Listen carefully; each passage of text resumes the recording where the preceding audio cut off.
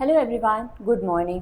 तो जैसा कि हम देख रहे हैं कि आज की क्लास में हम क्या करेंगे, लॉ ऑफ कॉन्ट्रैक्ट के जो भी इंपॉर्टेंट क्वेश्चंस हैं जो कि आपके सेमेस्टर एग्जाम्स में लॉ ऑफ कॉन्ट्रैक्ट पार्ट 2 में, ठीक है, जो कि स्पेसिफिक कॉन्ट्रैक्ट की बात करता है या फिर सेल्स ऑफ गुड्स एक्ट की बात करता है और प्लस उसमें पार्टनरशिप एक्ट होता है, ठीक है, उसको क्या करता है, कंटेन करता है। उसके जो भी इंपॉर्टेंट क्वेश्चंस हैं जो कि आपके सेमेस्टर एग्जाम्स में पूछे जा सकते हैं, चाहे वो शॉर्ट क्वेश्चंस हो या फिर वो लॉन्ग क्वेश्चंस हो, उनको आज की क्लास में हम क्या करेंगे, डिस्कस करेंगे। आज की क्लास में सिर्फ और सिर्फ हम क्या करेंगे, प्रीवियस ईयर क्वेश्चन और प्लस उसके साथ साथ जो भी कुछ अगर मुझे इंपॉर्टेंट क्वेश्चन लगेगा उसे मैं क्या करूँगी, डिस्कस करूँगी और प्लस उसमें मैं ये बताऊँगी कि किस तरीके से आप जो है उसमें अपने आंसर, अगर ऐसे क्वेश्चन पूछे जा रहे हैं तो क्या पैटर्न फॉलो करके आप अपने आंसर्स को फ्रेम कर सकते हैं वहाँ पे, ठीक है। लेकिन इस क्लास में हम क्या करेंगे, सिर्फ और सिर्फ कॉन्ट्रैक्ट एक्ट के सिर्फ क्वेश्चंस डील करेंगे। लेकिन अगर आपको ये सारे टॉपिक्स जो है वो इन डिटेल पढ़ने हैं तो आप क्या कर सकते हैं, हमारा जो सारथी बैच है उसको ज्वाइन कर सकते हैं, जिसमें आपको सारे के सारे जो सिलेबस है आपके सेमेस्टर का वो क्या मिलेगा, पूरी तरीके से कवर्ड मिलेगा और प्लस उसमें आपके जितने भी PYQs होंगे वो भी सॉल्व मिलेंगे और आपकी कोई क्वेरी होगी वो भी उसमें क्या कराई जाएगी, सॉल्व कराई जाएगी, ठीक है। तो अगर आपको वो क्लासेस क्या इन डिटेल कवर करने हैं, एज सच आपके परसों एग्जाम है तो उसको अगर आप देखना चाहते हैं, इन डिटेल कवर करना चाहते हैं उन सब्जेक्ट्स को, तो आप यहाँ पे क्या कर सकते हैं, 699 में इस बैच को लेके इनरोल करके और यहाँ पे क्या कर सकते हैं, उन्हीं टॉपिक्स को इन डिटेल कवर कर सकते हैं। क्यों? क्योंकि यहाँ पे मैं वो टॉपिक्स क्या है इन डिटेल नहीं पढ़ाऊंगी, क्योंकि अभी तक में यहाँ पे हमारे सारे क्लासेस ऑलरेडी हो चुके हैं उन पे, ठीक है। तो यहाँ पे आप सिर्फ और सिर्फ आपको ये बताया जाएगा कि आपका आंसर राइटिंग पैटर्न क्या होगा। लेकिन अगर आपको लगता है कि वो कॉन्सेप्ट्स पे आपके क्लियर नहीं है तो वो कॉन्सेप्ट्स आप यहाँ पे इनरोल करके और उन कॉन्सेप्ट्स को अपने क्लियर कर सकते हैं अपने एग्जाम में, एग्ज़ाम देने से पहले। सो अगर आपको लगता है कि आपको इनरोल करना है तो आप इस बैच में इनरोल करके और सारे कॉन्सेप्ट्स अपने क्लियर कर लीजिए, ठीक है। आज की क्लास में हम देखेंगे कि किस तरीके से अगर कोई क्वेश्चन हमसे कॉन्ट्रैक्ट एक्ट से पूछा जा रहा है तो उसे क्या पैटर्न फॉलो करके हम आंसर्स लिखेंगे उसमें, ठीक है, या फिर क्या क्या आंसर्स, क्योंकि कई बार क्या होता है हम बहुत सारी चीज़ें इन डिटेल पढ़ लेते हैं बट हमें नहीं पता होता कि किस तरीके से आंसर फ्रेमिंग करनी है उसकी, ठीक है। तो लेट्स स्टार्ट। सबसे पहला क्वेश्चन हमारा क्या होगा, अगर मान लीजिए आपसे पूछता है कि what do you mean bye contract of guarantee, ठीक है, आपसे पूछ रहा है कि what do you mean bye contract of guarantee and what is the difference between contract of guarantee and contract of indemnity. अब मैं ये मान के चल रही हूँ कि अगर एक दिन बाद आपका पेपर है तो आप ऑलरेडी कॉन्ट्रैक्ट एक्ट पढ़ के बैठे हैं, ठीक है, and as per my knowledge आपको ये चीज़ पता है कि what is contract of guarantee, what is contract of indemnity, या फिर बेलमेंट क्या होता है, एजेंसी क्या होता है, पूरे के पूरे सिलेबस को आपने एक बार कवर करके रखा है, ठीक। और आज क्या है, आपको सिर्फ और सिर्फ आंसर राइटिंग देखनी है कि किस तरीके से आपने जो भी चीज़ें पढ़ी हैं वो अपने आंसर्स में आप उसको किस तरीके से प्रेजेंट करोगे वहाँ पे, ठीक। यही चीज़ आप यहाँ सीखने आए हो। तो आज की क्लास में हम ये देखते हैं, सबसे पहला क्वेश्चन हमारा क्या है, कॉन्ट्रैक्ट ऑफ गारंटी क्या है।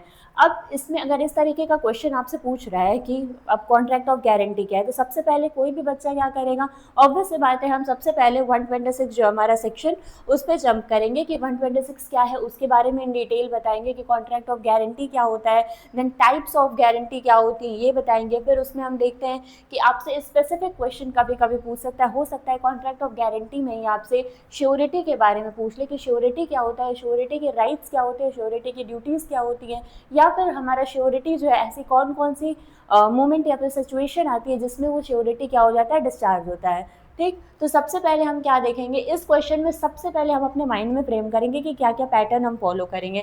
तो सबसे पहला तो हम यही करेंगे कि हम क्या करेंगे, कॉन्ट्रैक्ट ऑफ गारंटी पे इंट्रोडक्शन लिखेंगे, ठीक है। सबसे पहले अगर मैं बात करूँ आंसर की, यहाँ पे किस तरह लिखेंगे, इंट्रोडक्शन लिखेंगे, introduction regarding contract of guarantee की what is contract of guarantee, what is contract of guarantee, ठीक। What is contract of guarantee लिखेंगे। अब अगर मैं पूछूं तो कॉन्ट्रैक्ट ऑफ गारंटी में क्या होता है, कॉन्ट्रैक्ट ऑफ गारंटी अगर इन शॉर्ट में बोलूं, आपने सेक्शन 126 पढ़ रखा होगा, ठीक है, सेक्शन 126 पढ़ा है। अगर आपको लगता है कि ये सारे कॉन्सेप्ट्स में जो यहाँ पे पॉइंटर्स बता रही हूँ आपको नहीं क्लियर है, तो वही पॉइंट्स क्लियर करने के लिए आप क्या कर सकते हो, जो अभी मैंने आपको बैच बताया इसमें आप इनरोल कर लीजिए, आपको वो सारी चीज़ें क्या हो जाएंगी, इन डिटेल यहाँ पे मिल जाएंगी, ठीक है। तो आपके कॉन्सेप्ट्स पे क्लियर हो जाएंगे और प्लस यहाँ पे आज की क्लास में आपको बता रही हूँ कि आपको आंसर्स कैसे लिखने हैं, तो आप वो भी क्या करोगे, प्रॉपर फॉर्मेट में आंसर लिखोगे और फिर आपको अच्छे मार्क्स गेन होंगे, ठीक है। सो 126 में अगर बात करूं कि क्या है कॉन्ट्रैक्ट ऑफ गारंटी, तो contract of guarantee in simple words, in layman language अगर मैं बोलूं तो क्या होता है, यहाँ पे एक क्रेडिटर होता है, सबसे पहले 3 पार्टीज होती हैं, हमें पता है कौन, क्रेडिटर होता है, श्योरिटी होती है, प्रिंसिपल डेटर होता है, ठीक। इसमें श्योरिटी क्या करता है, वो प्रिंसिपल डेटर को क्या करता है, बात करता है कि अगर प्रिंसिपल डेटर क्रेडिटर से किसी भी तरीके का कोई अमाउंट एज अ मान लीजिए लोन लिया है, ठीक, तो उसमें क्या करता है, श्योरिटी एज अ गारंटर आता है कि ठीक है अगर इन केस प्रिंसिपल डेटर आपका लोन नहीं चुका पाता है तो उस केस में हम क्या करेंगे, उस केस में जो श्योरिटी है वो क्या करेगा, जो क्रेडिटर है उसके लोन को चुकाएगा और प्लस फिर वो क्या करेगा, वो क्रेडिटर के प्लेस में आ जाएगा और अब वो अपना जो भी क्लेम है वो किससे करेगा, प्रिंसिपल डेटर से करेगा, ठीक।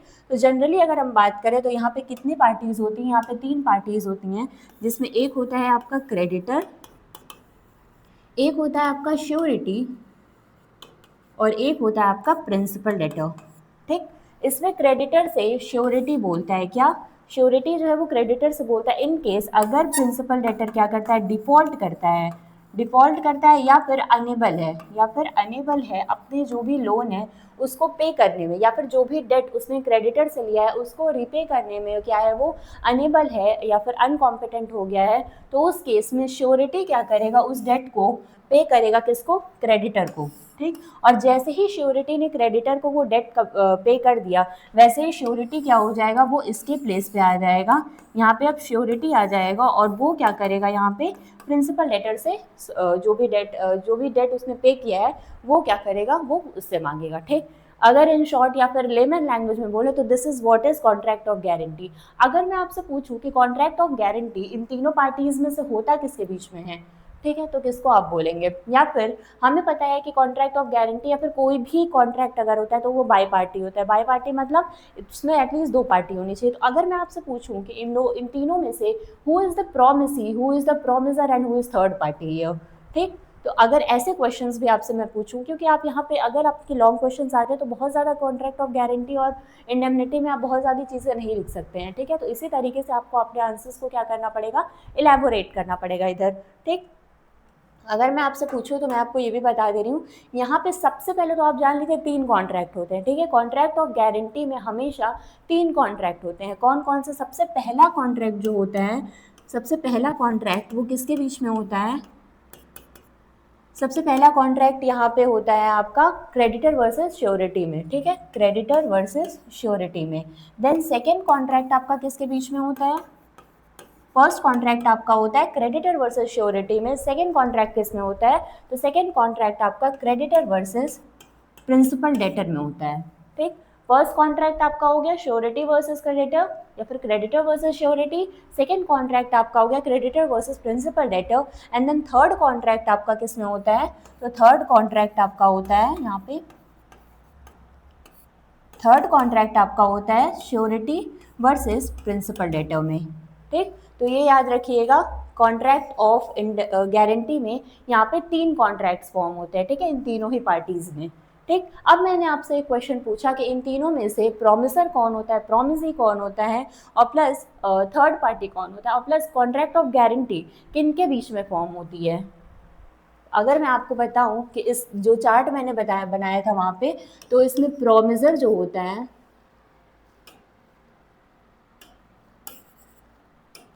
इसमें प्रोमिसर जो होता है आपका, प्रोमिसर यहाँ पे होता है श्योरिटी,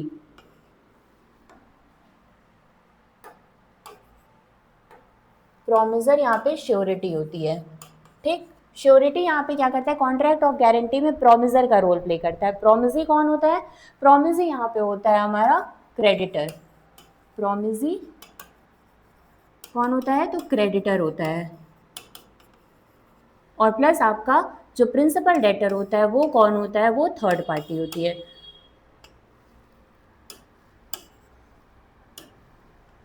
थर्ड पार्टी होती है हमारी प्रिंसिपल डेटर, ठीक। ये सारी चीज़ें मैं इसलिए आपको बता रही हूँ क्योंकि जब आप कॉन्ट्रैक्ट ऑफ गारंटी समझाएंगे यहाँ पे, तो इंट्रोडक्शन में आपको क्या करना पड़ेगा, इंट्रोडक्शन में आपको ये सारी चीज़ें समझानी पड़ेंगी कि कौन से पर्सन या फिर कौन से यहाँ पे पर्सन का क्या रोल है, वो किस पोजीशन को होल्ड कर रहा है यहाँ पे, ठीक है। तो ये सारी चीज़ें आपको यहाँ पे क्या करनी पड़ेगी, समझानी पड़ेंगी, ओके। सो ठीक, ये समझ में आया आपको। अब मैंने आपसे एक क्वेश्चन पूछा था कि इस केस में कॉन्ट्रैक्ट ऑफ गारंटी किन के बीच में फॉर्म होती है, ठीक, कॉन्ट्रैक्ट ऑफ गारंटी किन लोगों के बीच में फॉर्म होती है, तो आप क्या बताएंगे?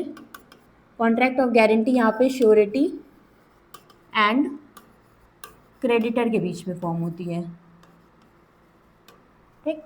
So this is what is the contract of guarantee, ठीक है। कॉन्ट्रैक्ट ऑफ गारंटी में आप इंट्रोडक्शन में सिर्फ इतनी चीज़ें लिखेंगे, उसके बाद आप सेक्शन 126 को एक्सप्लेन करेंगे, ठीक। सबसे पहले मैंने आपको क्या बताया यहाँ पे, सबसे पहले मैंने आपको इंट्रोडक्शन बताया। इंट्रोडक्शन में आप क्या करेंगे, इतनी सारी चीज़ें आप क्या करेंगे, लिखेंगे कॉन्ट्रैक्ट ऑफ गारंटी के बारे में कि कॉन्ट्रैक्ट ऑफ गारंटी क्या है। लाइक 126 जो सेक्शन 126 है उसको आप एक्सप्लेन करेंगे, जिसमें आप ये चार्ट को क्या करेंगे, ये चार्ट वहाँ पे नहीं बनाना है, ठीक है। जो पूरा मैंने डायग्राम बनाया है ये आपको वहाँ पे नहीं बनाना है, वहाँ पे इन्हीं चीज़ों को आपको क्या करना है, एक स्टेटमेंट फॉर्म में लिखना है वहाँ पे, ठीक है, कि कौन क्या होता है, किसके साथ क्या रिलेशन होता है, कौन किसको क्या करता है, गारंटी देता है, इंडेमनीफाई करने की बात करता है, कौन किस प्लेस को होल्ड करता है, कितने कॉन्ट्रैक्ट्स इनके बीच में फॉर्म होते हैं, ये सारी की सारी चीज़ें आपको सिर्फ और सिर्फ इंट्रोडक्शन पोर्शन में लिखना है, ठीक। एंड देन ये भी पोर्शन आपको इंट्रोडक्शन पोर्शन में ही लिखना है।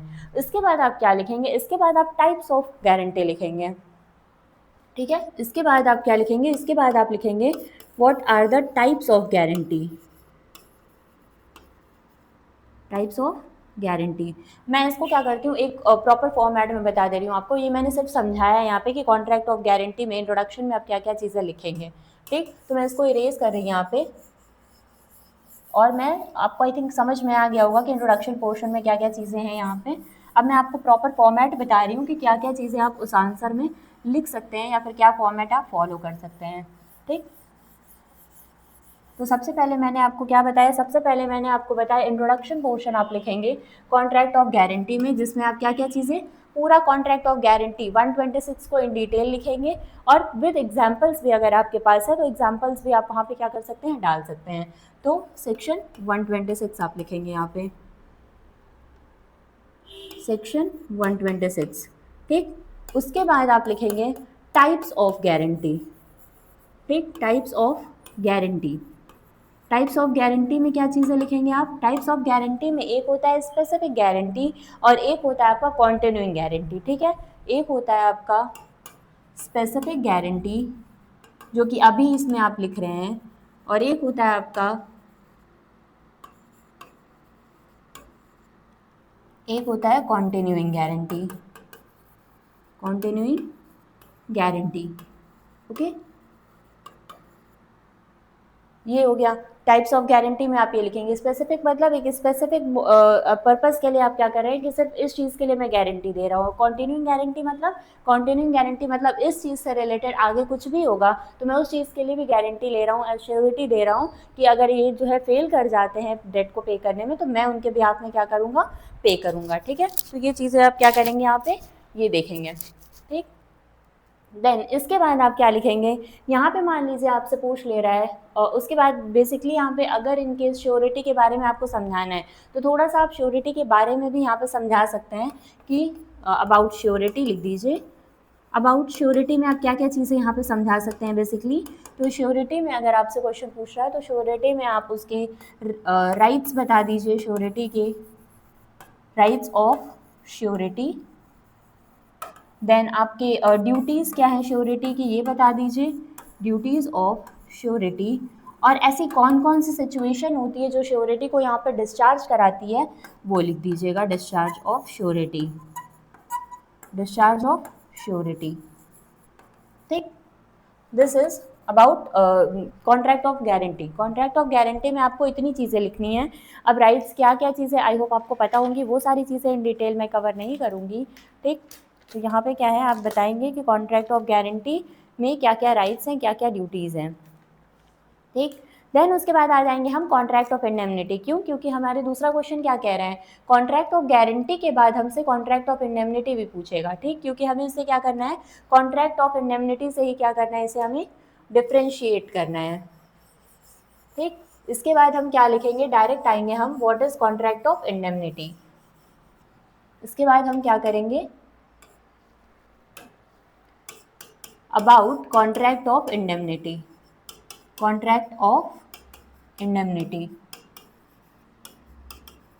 इंडेमनिटी लिखेंगे और फिर इनके जो भी राइट्स हैं किसके, इंडेमनीफायर के, ठीक। इसी में हम लिखेंगे rights of indemnifier, rights of indemnifier, ठीक, ये लिखेंगे। एंड देन उसके बाद हम क्या करेंगे, राइट्स ऑफ इंडेमनीफायर लिखने के बाद हम क्या करेंगे, डिफरेंस बताएंगे, क्योंकि ऑलरेडी हमने कॉन्ट्रैक्ट ऑफ गारंटी समझा दिया क्या है, उसके बाद हमने कॉन्ट्रैक्ट ऑफ इंडेमनिटी समझा दिया कि क्या है। कॉन्ट्रैक्ट ऑफ इंडेमनिटी में 124 और 125 सेक्शन जो है वो आप इन डिटेल कवर करके उसमें क्या करेंगे, समझाएंगे, ठीक। उसके बाद हमने 125 जो है वो राइट्स के बारे में ही बात करता है कि इंडेमनीफायर के राइट्स क्या है, कॉस्ट क्लेम कर सकता है, डैमेजेस क्लेम कर सकता है और टोटल सम्स जो है वो क्लेम कर सकता है, ठीक। तो वो बताएंगे और उसके बाद हम यहाँ पे क्या करेंगे, डिफरेंस बता देंगे कि दोनों में क्या डिफरेंस है, ठीक। Difference between contract of indemnity and guarantee, ठीक। ये बता के और हम क्या करेंगे, अपने आंसर को कंक्लूड करेंगे, क्योंकि हमारा क्वेश्चन ही क्या है, यही है, कंक्लूजन। अब डिफरेंस में क्या क्या चीज़ें आप बता सकते हैं, अगर इन शॉर्ट में बताओ, ऑलरेडी आपको पता होगा, नहीं पता होगा तो एज आई टोल्ड यू कि बैच में एनरोल करके आप वहाँ पे देख लो, ठीक। डिफरेंस में आप क्या क्या चीज़ें बता सकते हैं, सबसे पहले कि नंबर ऑफ पार्टीज बता सकते हैं कि जो इंडेमनी कॉन्ट्रैक्ट ऑफ इंडेमनिटी होता है उसमें सिर्फ दो पार्टीज होती हैं, एक प्रोमिसर, इंडेमनीफायर, इंडेमनिटी होल्डर, ठीक है। और कॉन्ट्रैक्ट ऑफ गारंटी में 3 पार्टीज होती हैं। अभी हम देख के आ रहे हैं contract of contract of guarantee में 3 पार्टीज होती है, श्योरिटी, प्रिंसिपल डेटर और क्रेडिटर, ठीक। उसके अलावा आप क्या बता सकते हैं कि कॉन्ट्रैक्ट ऑफ इंडेमनिटी में आपके क्या है, सिर्फ एक कॉन्ट्रैक्ट का फॉर्मेशन होता है, लेकिन कॉन्ट्रैक्ट ऑफ गारंटी में अभी हम देख के आ रहे हैं कितने कॉन्ट्रैक्ट्स बनते हैं, 3 कॉन्ट्रैक्ट्स बनते हैं, ठीक। तो ये सारी क्या कर सकते हैं आप, डिफरेंसेस बता सकते हैं। जो यहाँ पे लाइबिलिटी की बात आप कर सकते हैं कि जो श्योरिटी की लाइबिलिटी होती है कॉन्ट्रैक्ट ऑफ गारंटी में, वो क्या होती है, एक सेकेंडरी लाइबिलिटी होती है, लेकिन यहाँ पे इंडेमनीफायर की जो लाइबिलिटी होती है कॉन्ट्रैक्ट ऑफ इंडेमनिटी में, वो प्राइमरी लाइबिलिटी होती है, ठीक। तो इस तरीके से आप यहाँ पे डिफ्रेंशिएट करेंगे दोनों चीज़ों के बीच में और उसके बाद उसको क्या करेंगे, कंक्लूड करेंगे। तो इस क्वेश्चन का आंसर आपका क्या हो जाएगा, इस तरीके से इस क्वेश्चन को आप आंसर करके और अपने आंसर को कंक्लूड करेंगे। यहाँ पे मैंने सिर्फ और सिर्फ पॉइंटर्स लिखे हैं, लेकिन जब इस चीज़ों को आप इलेबोरेट करेंगे तो ये एक अच्छा खासा लंबा आंसर बनेगा, ठीक है।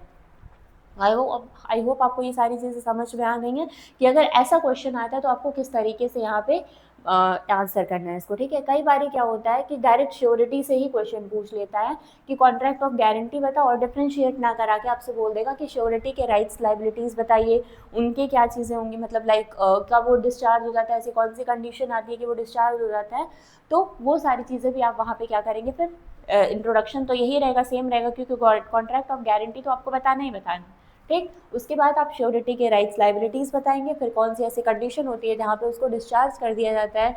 अब फिर आप ये भी बता सकते हैं कि जो श्योरिटी के राइट्स होते हैं, श्योरिटी की जो कह सकते हैं राइट होती है, वो को एक्सटेंसिव होती है किससे, हमारे प्रिंसिपल डेटर से, ठीक। तो ये सारी चीज़ें आप क्या कर सकते हैं यहाँ पे बताएंगे, ठीक। अगर श्योरिटी के रिगार्डिंग चीज़ें आती हैं तो यहाँ पे तो नहीं पूछा, फिर भी मैंने आपको श्योरिटी के रिगार्डिंग बोला है कि आप लिख दीजिएगा, क्योंकि कई बार क्या होता है, ठीक है, आप कॉन्ट्रैक्ट ऑफ गारंटी बता रहे हैं तो उसमें श्योरिटी जो बहुत मेजर रोल प्ले करता है, इसलिए श्योरिटी के बारे में आप बता सकते हैं, उसकी कॉन्टिन्यूइंग गारंटी में कब डिस्चार्ज हो जाता है श्योरिटी, ये सारी चीज़ें। बट यहाँ पे हाँ, आपको सेक्शंस याद करने पड़ेंगे, सेक्शंस इनमें देख लेंगे कि कौन कौन से ऐसे सेक्शन है जो डिस्चार्ज ऑफ श्योरिटी की बात करते हैं, राइट्स ऑफ श्योरिटी की बात करते हैं, कॉन्ट्रैक्ट ऑफ गारंटी की बात करता है, कॉन्टिन्यूइंग गारंटी की बात करता है, फिर इंडेमनीफायर, इंडेमनिटी होल्डर, ये सारी चीज़ें, इनमें सेक्शंस आपको लिखने पड़ेंगे, क्योंकि you are a law student, बिना सेक्शन के आप आंसर नहीं लिख सकते अपना, ठीक है। So this is what is the answer frame of question number 1. Now we have to move to the question number 2. What do you mean by contract of bailment? What are the rights and duties of bailor and bailee? ठीक, contract of bailment क्या होता है, तो as I told you कि परसों exam में तो आप लोगों ने पढ़ के तो बैठा ही होगा, लेकिन किस तरीके से इसको अब आप फ्रेम करेंगे। तो सबसे पहले इस क्वेश्चन को फ्रेम करने के लिए आप क्या करेंगे, सबसे पहले आप बताएंगे, इसमें क्या सबसे पहले आप बताएंगे, इंट्रोडक्शन से ही कोई भी आंसर आप स्टार्ट करेंगे। किसी भी आंसर को स्टार्ट करने का सबसे बेसिक या फिर सबसे अच्छा तरीका यही होता है कि इंट्रोडक्शन पोर्शन से स्टार्ट करो। इंट्रोडक्शन मतलब सिनॉप्सिस नहीं कहेंगे, कि मतलब जहाँ से आप जो चीज़ें अंदर लिखने वाले हो उसको क्या करो, इन शॉर्ट ऊपर बता दो, ठीक। फिर उसका जो भी लास्ट में कंक्लूजन और बीच में जो भी चीज़ें आपके पॉइंट्स है वो लिखो, ठीक। तो हमेशा याद ट्राई करना कि इंट्रोडक्शन पोर्शन यहाँ पे क्या करेंगे, आप लिखेंगे। आप इंट्रोडक्शन में यहाँ पे क्या लिखेंगे, आप ठीक। तो इंट्रोडक्शन में अगर बताऊँ मैं, तो यहाँ पे सबसे पहले आप लिखेंगे कि कॉन्ट्रैक्ट ऑफ बेलमेंट क्या होता है। तो कॉन्ट्रैक्ट ऑफ बेलमेंट क्या होता है? कॉन्ट्रैक्ट ऑफ बेलमेंट का मतलब क्या होता है? जब सेक्शन 148 आप पढ़ेंगे, section 148 of Indian contract act आप पढ़ेंगे, तो वहाँ पे देखेंगे कि बेलमेंट को किस तरीके से क्या किया गया है, बताया गया है। क्या कि आप क्या करते हैं, बेलर जो है अपनी कोई भी गुड्स बेली को देता है। बेलर, बेली मतलब वो पर्सन जो कि अपने गुड्स को किसी स्पेसिफिक पर्पस के लिए, ठीक है, क्या कर रहा है, किसी पर्सन को दे रहा है कि ठीक है ये इस पर्पस जैसे ही तुम्हारा अचीव हो जाएगा तुम इस गुड्स को क्या करोगे, मुझे रिटर्न कर दोगे। ठीक। तो जो पर्सन देता है यहाँ पे वो होता है बेलर, और जो जिस पर्सन को देता है वो पर्सन होता है बेली।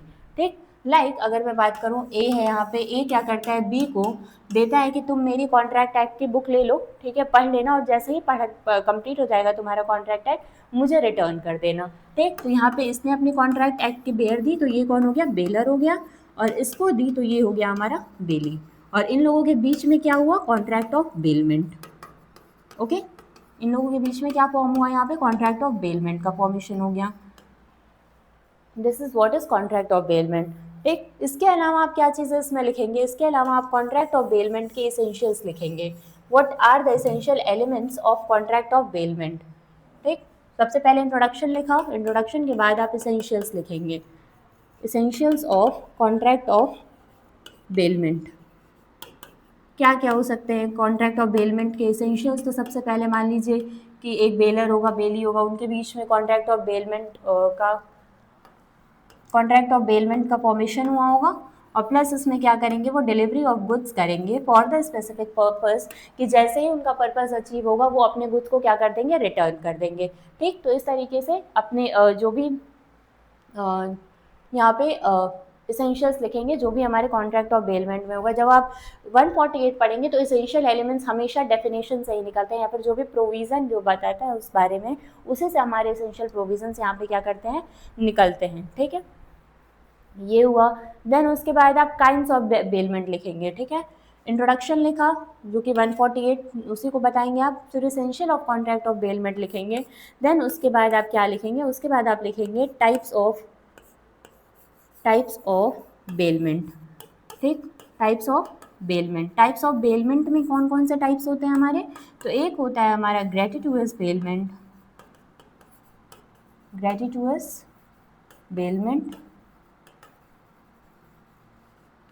एक होता है हमारा नॉन ग्रेटिट्यूअस बेलमेंट।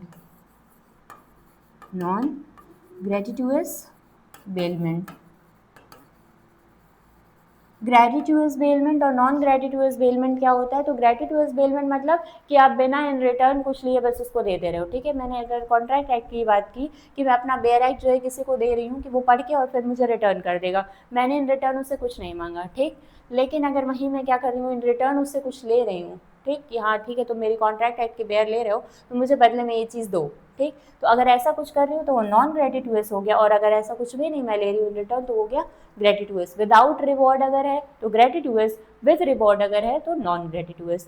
ठीक, टाइप्स ऑफ बेलमेंट आपने यहाँ पे बताया। उसके बाद आप क्या करेंगे, उसके बाद आप ड्यूटीज़ एंड राइट्स पे आ जाएंगे। उसके बाद आप बताएंगे क्या, ड्यूटीज़ ऑफ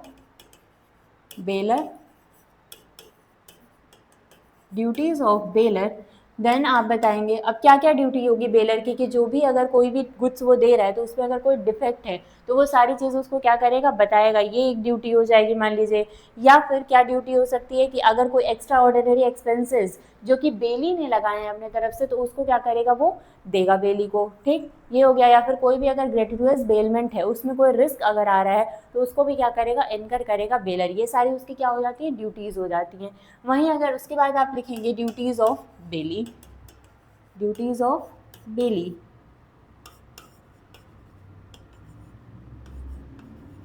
ठीक, पहले आपने ड्यूटीज़ ऑफ बेलर बताया, फिर ड्यूटीज़ ऑफ बेली बताया। देन ड्यूटीज़ ऑफ बेली क्या होगा, आप किसी के सामान को ले रहे हो तो आपकी एक ड्यूटी बनती है सबसे पहले यही कि आप उसको क्या करोगे, रीजनेबल केयर से रखोगे कि उसको किसी भी तरीके का कोई डैमेज ना हो या फिर वो गुड्स ख़राब ना हो। ये एक ड्यूटी हो जाती है। प्लस आप अपने गुड्स के साथ उसको मिक्स ना करो, ये भी ड्यूटी हो जाती है, ठीक। अब मान लीजिए मेरे पास भी कॉन्ट्रैक्ट एक्ट की बुक थी, मैंने किसी और से भी ली, सेम चीज़ है, अब मैंने अपनी बदल के और या फिर मिक्स कर दी, जिसको कि अब कॉन्ट्रैक्ट एक्ट के बेयर मान लीजिए ऐसे, तो वो तो सेपरेट हो सकता है, बट ऐसी कोई चीज़ है, मान लीजिए कि कोई क्या कह सकते हैं, कोई भी ऐसी गुड्स ले लीजिए, लाइक गेहूँ ले लीजिए, ठीक है, मेरा खुद का था, मैंने सामने वाले से भी लिया, किसी पर्पज़ से लिया, और मैंने अपने वाले में ही उसको भी मिला दिया। अब जो अगर वो आता है वो सेपरेट करेगा कि मेरा कौन सा है उसका कौन सा है, तो ये सेपरेट तो हो नहीं सकता, तो यहाँ पे क्या हो गया, उसको लॉस हुआ।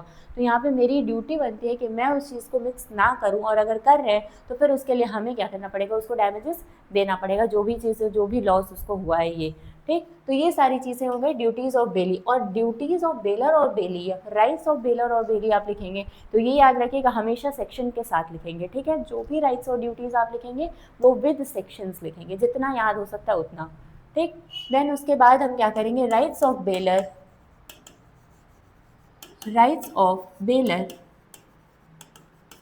एंड राइट्स ऑफ बेली बताएंगे, rights of bailor and rights of bailee बताएंगे।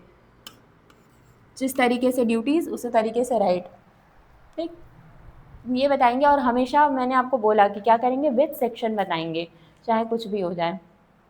उसके बाद कब अब हमारा जो बेलर है या फिर कॉन्ट्रैक्ट ऑफ बेलमेंट का टर्मिनेशन हो जाता है, ठीक है, टर्मिनेशन के बारे में भी हम क्या करेंगे, यहाँ पे बताएंगे कि कब जो कॉन्ट्रैक्ट ऑफ बेलमेंट का क्या हो जाता है, टर्मिनेशन हो जाता है। लाइक मान लीजिए जैसे ही हमारा पर्पस एकम्प्लिश हुआ, वैसे ही हम उसको गुड्स रिटर्न कर देंगे, हमारा जो बेलमेंट का कॉन्ट्रैक्ट है वो वहीं पे ख़त्म हो जाएगा। या फिर मान लीजिए किसी भी तरीके से उसने अनऑथोराइज तरीके से यूज़ कर लिया बेली ने, तो वहाँ पे भी कॉन्ट्रैक्ट ऑफ बेलमेंट क्या कर सकता है, बेलर क्या कर सकता है, ख़त्म कर सकता है। तो इस तरीके से, या फिर मान लीजिए डेथ हो गई बेलर की या बेली की ही डेथ हो गई, किसी भी एक पार्टी की अगर डेथ हो जा रही है तो वहाँ पे भी हमारा कॉन्ट्रैक्ट ऑफ बेलमेंट क्या हो जाएगा, वो ख़त्म हो जाएगा, ठीक। तो इस तरीके से कॉन्ट्रैक्ट ऑफ बेलमेंट हमारा क्या हो जाएगा, टर्मिनेट कर जाता है। तो यहाँ पे हमने क्या क्या चीज़ें आपको बताई, यहाँ पे हमने आपको क्या क्या चीज़ें बताई। इंट्रोडक्शन में आप 148 लिखोगे, 148 के बाद आप इसेंशियल एलिमेंट्स बताओगे, 148 में जो भी इसेंशियल एलिमेंट्स है कि कॉन्ट्रैक्ट ऑफ बेलमेंट में ये चीज़ें होनी चाहिए वो आप बताएंगे। देन आप टाइप्स ऑफ बेलमेंट को भी यहाँ पे क्या करेंगे, इलेबोरेट फॉर्म में बताएंगे।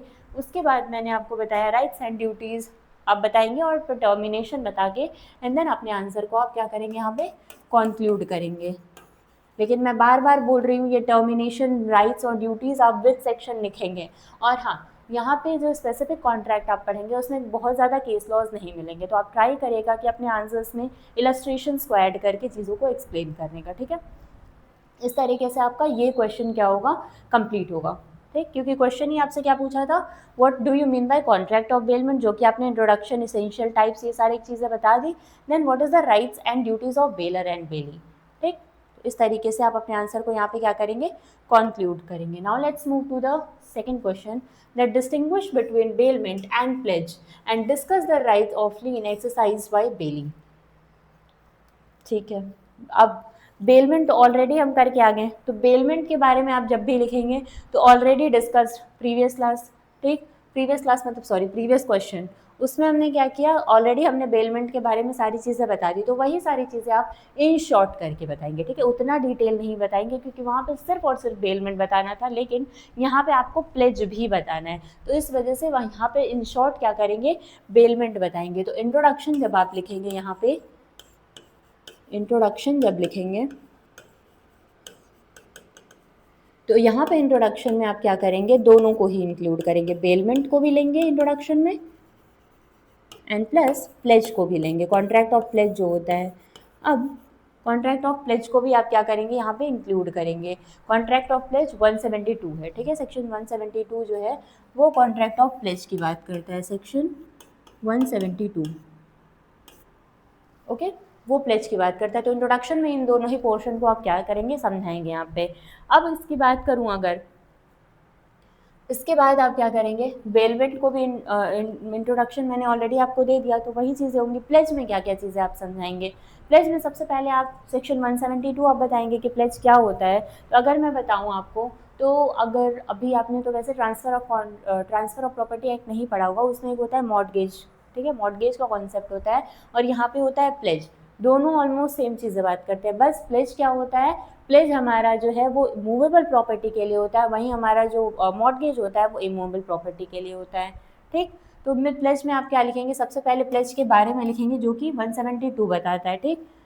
मैं यहाँ पर सिर्फ और सिर्फ प्लेज के बारे में आपको बताती हूँ कि प्लेज के रिगार्डिंग, क्योंकि बेलमेंट के रिगार्डिंग ऑलरेडी मैंने आपको बता दिया कि किस तरीके से आप उसको इंट्रोड्यूस करेंगे, ठीक। तो यहाँ पे प्लेज के बारे में मैं बता रही हूँ आपको, प्लेज को किस तरीके से आप बताएंगे, ठीक।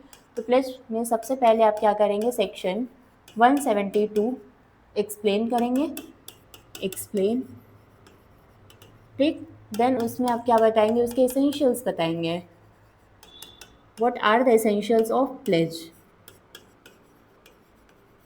ठीक। देन उसके बाद आप क्या बताएंगे प्लेज में, एसेंशियल्स के बाद आप बताएंगे पार्टीज कौन कौन सी होती हैं प्लेज में,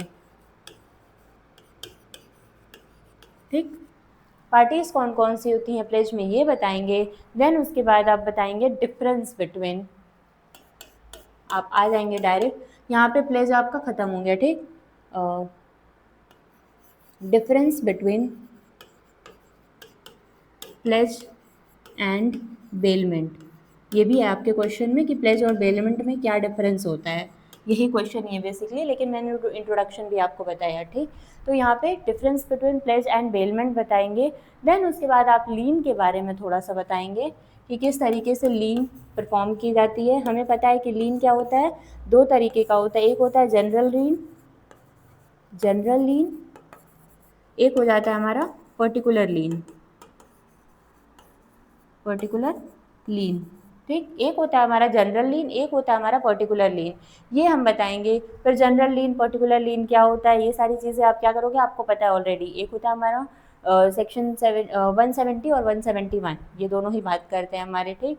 ये होता है 170 और ये होता है 171।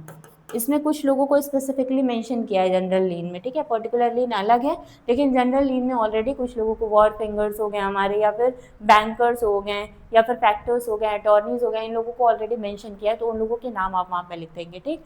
ये हमने लीन के बारे में बताया, या फिर किस तरीके से बेली अपना लीन परफॉर्म करता है वो यहाँ पे बताएंगे अबाउट, मतलब लीन के बारे में यहाँ पे आप क्या करेंगे, बताएंगे, ठीक। उसके बाद आप क्या करेंगे, अपने आंसर को कंक्लूड करेंगे,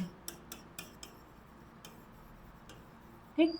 मैंने यहाँ पे प्लेज के बारे में आपको नहीं बताया, ये सोच के कि आपको ऑलरेडी पता होगा प्लेज, प्लेज क्या होता है। प्लेज मतलब यही होता है कि आप क्या करते हैं, बैंक से या कहीं से भी कोई लोन लेते हैं, किस अपना कोई भी गोल्ड या फिर कोई भी मूवेबल प्रॉपर्टी उनके पास गिरवी रख के, और वहाँ पे क्या करते हैं, अगर इन रिटर्न आपसे एज सिक्योरिटी वो मूवेबल प्रॉपर्टी आपने रख दी, और वहाँ से आप क्या कर रहे हो, लोन ले रहे हो, तो वो क्या होता है, प्लेज माना जाता है, ठीक है।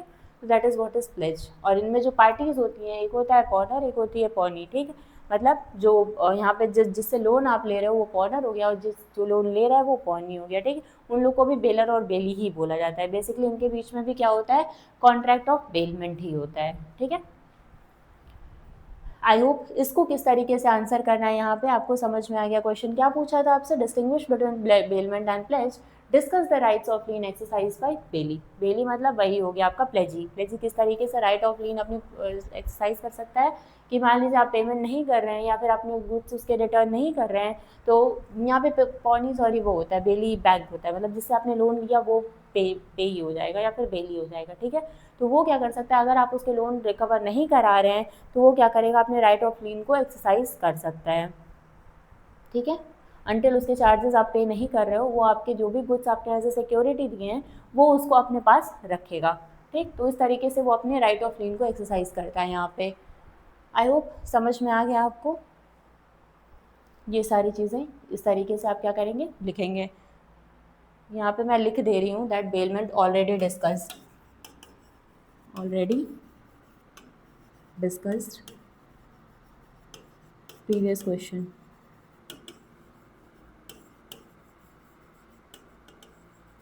ठीक। तो इस क्वेश्चन को इस तरीके से आप आंसर करेंगे। Now let's see our next question, who is finder of goods. Finder of goods कौन होते हैं, state briefly his rights and obligation, what is the nature of lien he has over the goods, ठीक। अब finder of goods कौन होते हैं, finder of goods आपने already अपने जनरल कॉन्ट्रैक्ट में भी पढ़ा होगा कि फाइंडर ऑफ गुड्स क्या होता है या कौन होते हैं फाइंडर ऑफ गुड्स, ठीक। लीन के बारे में आप यहाँ पे ये भी लिख सकते हैं, अगर लीन के बारे में आपको लिखना है तो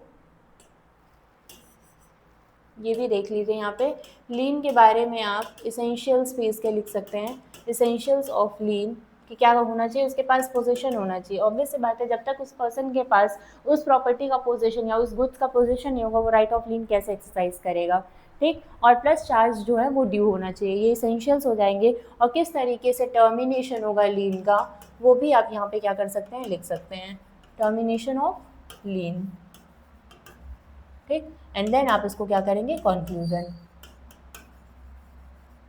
अब ये आंसर आपका क्या हो जाएगा, कंप्लीट हो जाएगा, ठीक।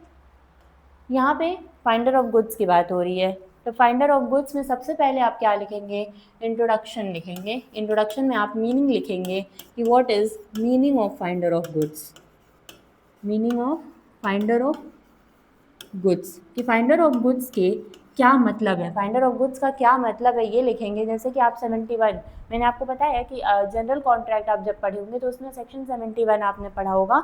उसमें फाइंडर ऑफ गुड्स का मतलब क्या है, किसी की कोई भी चीज़ अगर रोड पे गिरी है, ठीक है, वो आपने उठा ली और प्लस लेकिन आपकी क्या ड्यूटी बनती है कि ऑटोमेटिक आप उठा के उसको यूज़ करना नहीं शुरू कर देंगे, आप उसको क्या करेंगे, अगर वो चीज़ पेरिशेबल नेचर की नहीं है तो उसको क्या करेंगे, ट्राई करेंगे कि जिसकी भी वो भी जो भी आपको प्रॉपर्टी मिली है या फिर जो भी ऑब्जेक्ट या गुड्स मिले हैं वो क्या है, जिस भी ओनर के, उस ओनर को ढूंढने का काम करना हो पड़ेगा आपको, ठीक है। अब उस ढूंढने में जो भी आपके एक्सपेंसेस लगेंगे वो क्या करेगा, वो पर्सन देगा जो कि ओनर था, ठीक।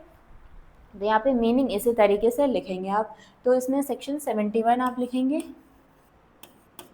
आप चाहें meaning of finder of goods के बारे में थोड़ा सा बता के एंड देन सेक्शन 71 लिख के एंड देन आपको पता है कि इसमें क्या होता है, सेक्शन 71 यहाँ पे लिखेंगे एंड ये याद लीजिएगा कि जो भी फाइंडर ऑफ गुड्स हैं उनको किस तरीके से ट्रीट किया जाता है, फाइंडर ऑफ गुड्स को एज अ बेली ट्रीट किया जाता है। Finder of goods treated, finder of goods treated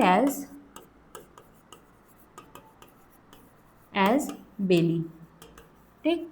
तो इनके बीच में भी क्या होता है, एक तरह से कॉन्ट्रैक्ट ऑफ बेलमेंट का ही फॉर्मेशन होता है, ठीक है। 168 आई गेस है यहाँ पे जो फाइंडर ऑफ गुड्स की बात करता है, एक बार आप चेक कर लीजिएगा फाइंडर ऑफ गुड्स में बेलमेंट में कौन सा सेक्शन है जो फाइंडर ऑफ गुड्स की बात करता है यहाँ पे, ठीक। तो उसको भी ऐसा बेली ट्रीट किया जाता है, तो ये आप बताएंगे। देन इनके बीच में ये बताएंगे कि क्या होता है, क्वाजी कॉन्ट्रैक्ट का फॉर्मेशन होता है, ठीक है, क्वाजी कॉन्ट्रैक्ट। आई होप आपने जनरल कॉन्ट्रैक्ट ऑलरेडी पढ़ लिया है तो आपको पता है कि क्वाज़ाई कॉन्ट्रैक्ट क्या होता है, ठीक है।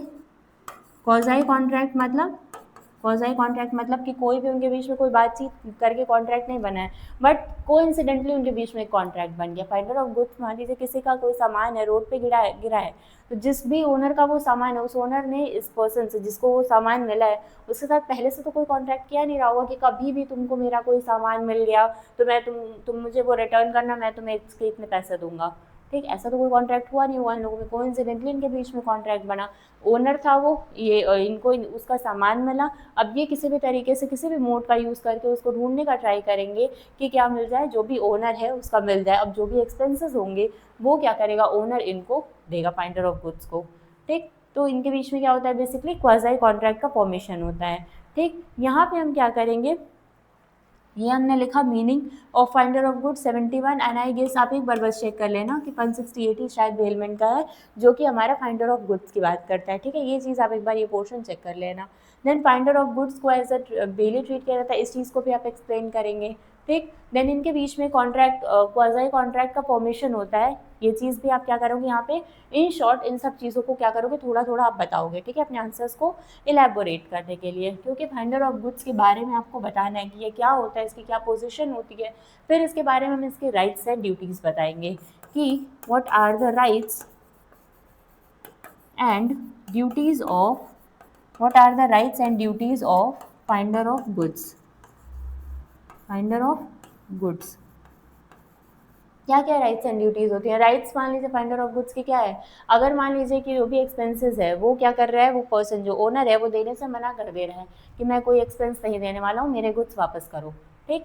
तो उस केस में वो क्या कर सकता है, गुड्स को रिटेन करके रख सकता है जब तक कि वो क्या ना कर ले, यहाँ पे उसको जो भी एक्सपेंसेस लगे उसके वो ना मिल जाएँ।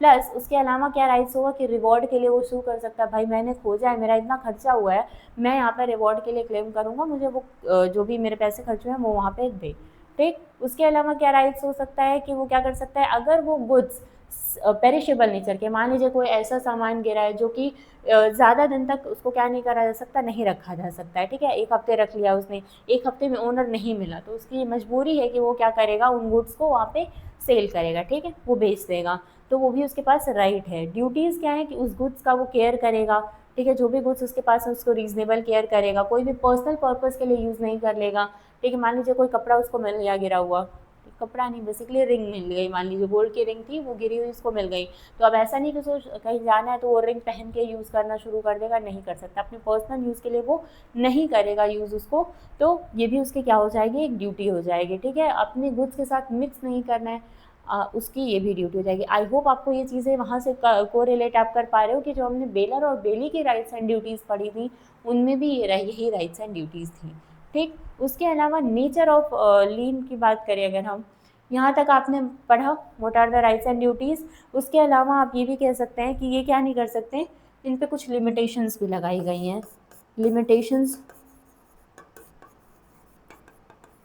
Limitations on finder of goods.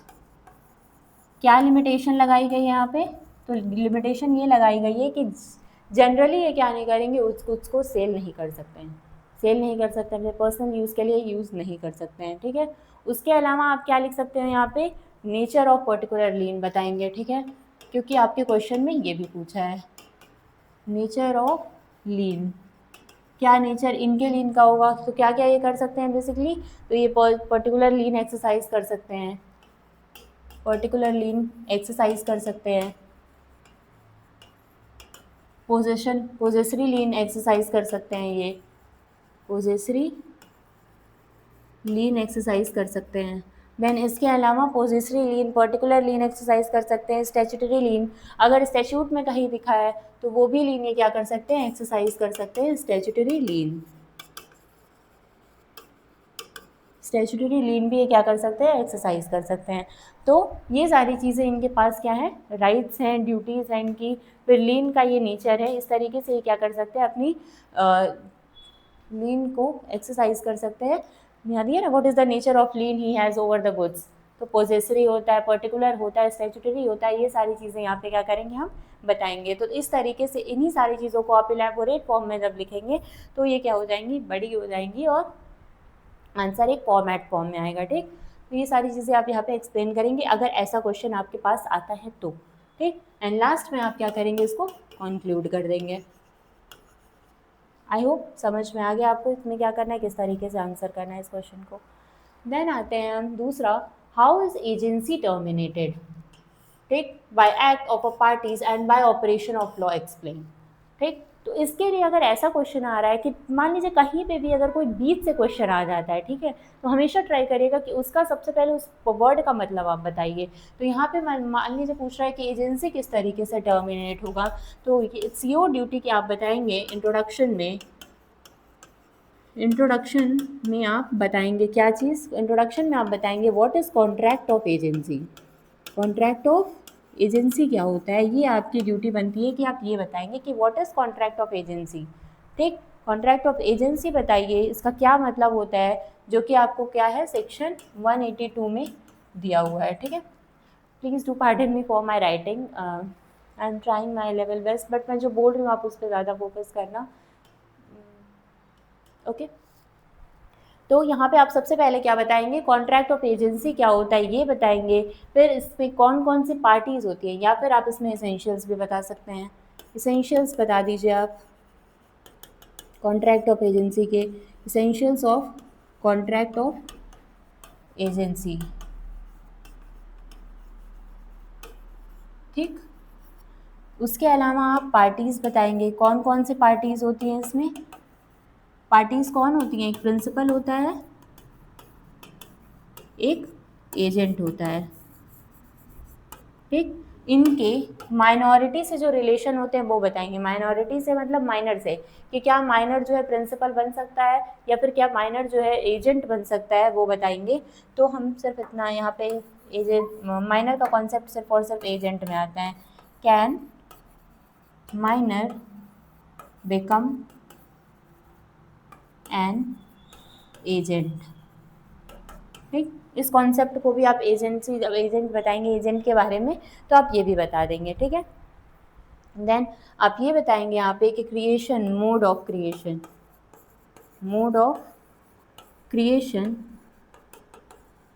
Of agency, ठीक, ये बताएंगे आप किसमें क्या क्या हो सकता है। इसमें ये हो सकता है एक्सप्रेस हो सकता है या फिर इम्प्लाइड हो सकता है, ठीक, एक्सप्रेस या implied. Mode of creation of agency बताएंगे तो mode of creation of agency आपकी एक्सप्रेस भी हो सकती है या फिर इम्प्लाइड भी हो सकती है, ठीक।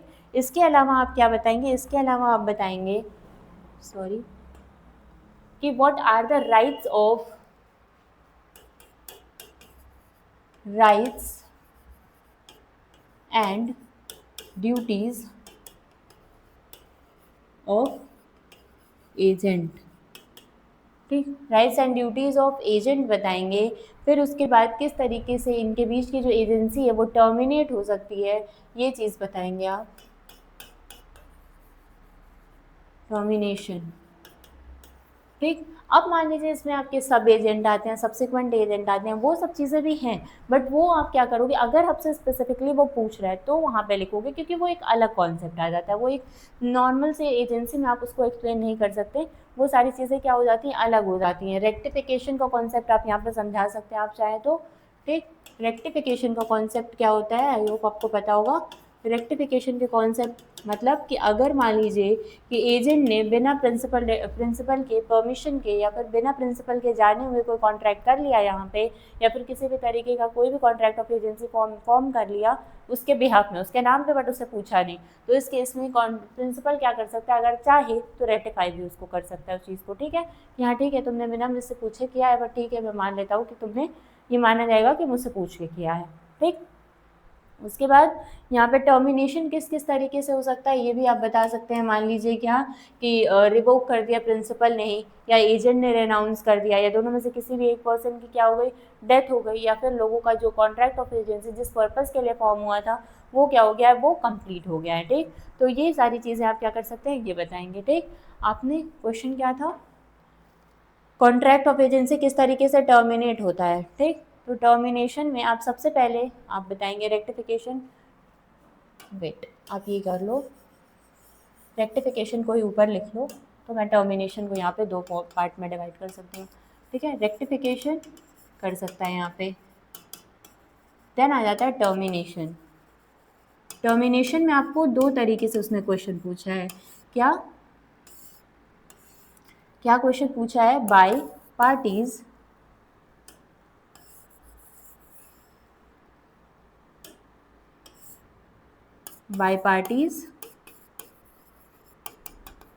और बाय लॉ। अब बाय पार्टीज किस तरीके से होगा, तो मान लीजिए बाय पार्टीज में इसी तरीके से हो सकता है कि प्रिंसिपल ने क्या कर दिया है,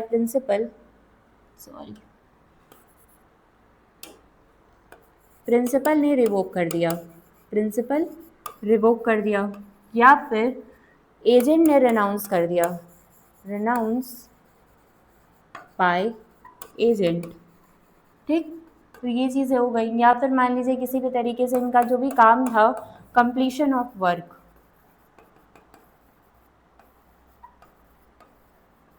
इनके जो भी सेक्शन होंगे आप सेक्शन साथ में लिखते जाएंगे, ठीक है।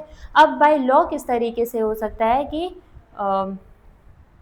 डेथ ऑफ एनीवन, किसी भी एक पार्टी की डेथ हो गई तो उस केस में बाय लॉ ही क्या हो जाएगा, वो ख़त्म हो जाएगा, डेथ ऑफ वन पार्टी, ठीक, वो बाय लॉ ही क्या हो जाएगा, कॉन्ट्रैक्ट ऑफ एजेंसी वहाँ पे ख़त्म हो जाएगी। या फिर दोनों में से कोई एक जो है इंसैनिटी हो गया,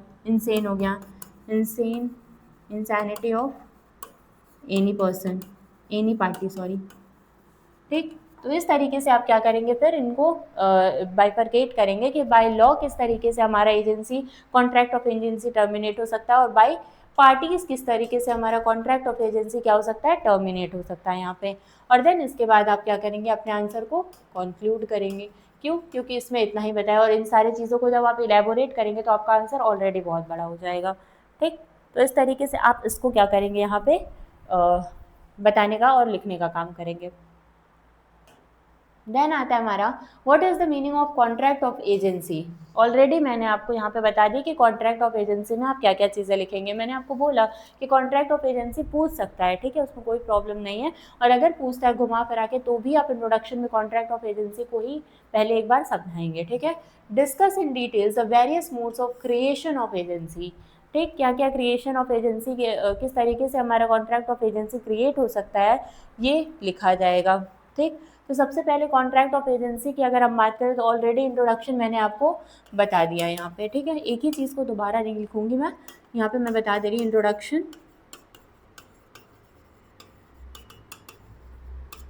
प्रीवियस क्वेश्चन, ठीक है। वहाँ से आप क्या करोगे, इसको उठा लोगे कि प्रीवियस क्वेश्चन में जो भी इंट्रोडक्शन मैंने कॉन्ट्रैक्ट ऑफ एजेंसी के रिगार्डिंग बताया है वो सारी चीज़ें यहाँ पे आप लिखेंगे। ठीक, उसके बाद मूड्स के बारे में हम डायरेक्ट आएंगे, क्या क्या इसेंशियल लिखेंगे, फिर 182 लिखेंगे, देन पार्टीज़ के बारे में थोड़ी बहुत चीज़ें लिखेंगे, माइनर जो हमारा एजेंट बन सकता है नहीं बन सकता है वो लिखेंगे, कंसिडरेशन के बारे में लिख देंगे, देन राइट्स एंड ड्यूटीज़ लिखेंगे। यही सारी चीज़ें इंट्रोडक्शन में आ जाएंगी, या फिर meaning of contract of agency में यही सारी चीज़ें आएंगी। आई डोंट थिंक सो वो सारी चीज़ें मुझे दोबारा लिखने की यहाँ पे ज़रूरत है, इसलिए मैंने प्रीवियस क्वेश्चन लिख दिया यहाँ पे। ठीक, फिर यहाँ पे क्या है, डिटेल मोड्स हम देखेंगे कि मोड्स क्या क्या चीज़ें हो सकती हैं। तो मोड्स यहाँ पे पॉइंटेड फॉर्म में लिख रही हूँ, उसी को आप क्या करोगे, एक्सप्लेन कर दोगे। तो मान लीजिए यहाँ पे मोड्स क्या हो सकता है, एक्सप्रेस इम्प्लाइड हो सकता है, एक्सप्रेस, और इम्प्लाइड फॉर्म में आपका क्या हो सकता है, कॉन्ट्रैक्ट ऑफ एजेंसी फॉर्म हो सकता है, या फिर हम कहें अगर तो स्टॉपल के फॉर्म में कॉन्ट्रैक्ट ऑफ एजेंसी फॉर्म हो सकता है। ठीक, कि किसी के बात पे आप भरोसा करके आप आ गए कि हाँ ठीक है वो एजेंट है, और बाद में उसको रेक्टिफाई करना ही पड़ेगा। ठीक है, तो स्टॉपल के फॉर्म में भी क्या हो सकता है, आपका एजेंसी का फॉर्म हो सकता है। ठीक, बाय रेक्टिफिकेशन, बाय रेक्टिफिकेशन भी आपका एजेंसी का फॉर्मेशन हो सकता है यहाँ पे। ठीक, देन उसके अलावा बाई होल्डिंग आउट भी हो सकता है, बाय होल्डिंग आउट। ठीक, तो ये सारे कुछ मोड्स हैं जिसके थ्रू आपका क्या हो सकता है, जिसके थ्रू आपकी ये कॉन्ट्रैक्ट ऑफ एजेंसी का फॉर्मेशन हो सकता है। ठीक, या क्रिएट हो सकता है। तो इन्हीं सारे जो मोड्स हैं इनको आप क्या करोगे, इन डिटेल डिस्कस करोगे। तो अगर ये लॉन्ग क्वेश्चन में भी आता है तो आपने ऑलरेडी कॉन्ट्रैक्ट ऑफ एजेंसी का इंट्रोडक्शन दे दिया है कि किस तरीके से कॉन्ट्रैक्ट ऑफ एजेंसी बनता है, या फिर क्या होता है कॉन्ट्रैक्ट ऑफ एजेंसी। तो 1-2 पेज का तो वही चला जाएगा मैक्स टू मैक्स। ठीक, और उसके बाद आप इन मोड्स को एक्सप्लेन करेंगे तो वो 3 से 4 पेज ऑलमोस्ट, या फिर और भी जा सकता है, क्योंकि विद इलस्ट्रेशन देना है, ये भी याद रखिएगा, विद इलस्ट्रेशन, क्योंकि इस सब टॉपिक्स पे आपको क्या है, कोई भी केस लॉ नहीं मिलेगा, इसलिए आपको ये क्या करना है, विद इलस्ट्रेशन ही यहाँ पे चीज़ों को देना है। ठीक, ये समझ में आया इसको। और फिर यहाँ पे क्या करेंगे, आप कंक्लूजन दे देंगे, कंक्लूजन हर क्वेश्चन में आपको देना ही देना है। ठीक है, then next question, what do you mean by agency, same question, and discuss in detail the modes of creation and termination. ये दोनों चीज़ें हम क्या है ऑलरेडी प्रीवियस क्वेश्चंस में डील कर चुके हैं। तो यहाँ पे मैं लिख दे रही हूँ, already discussed in previous question.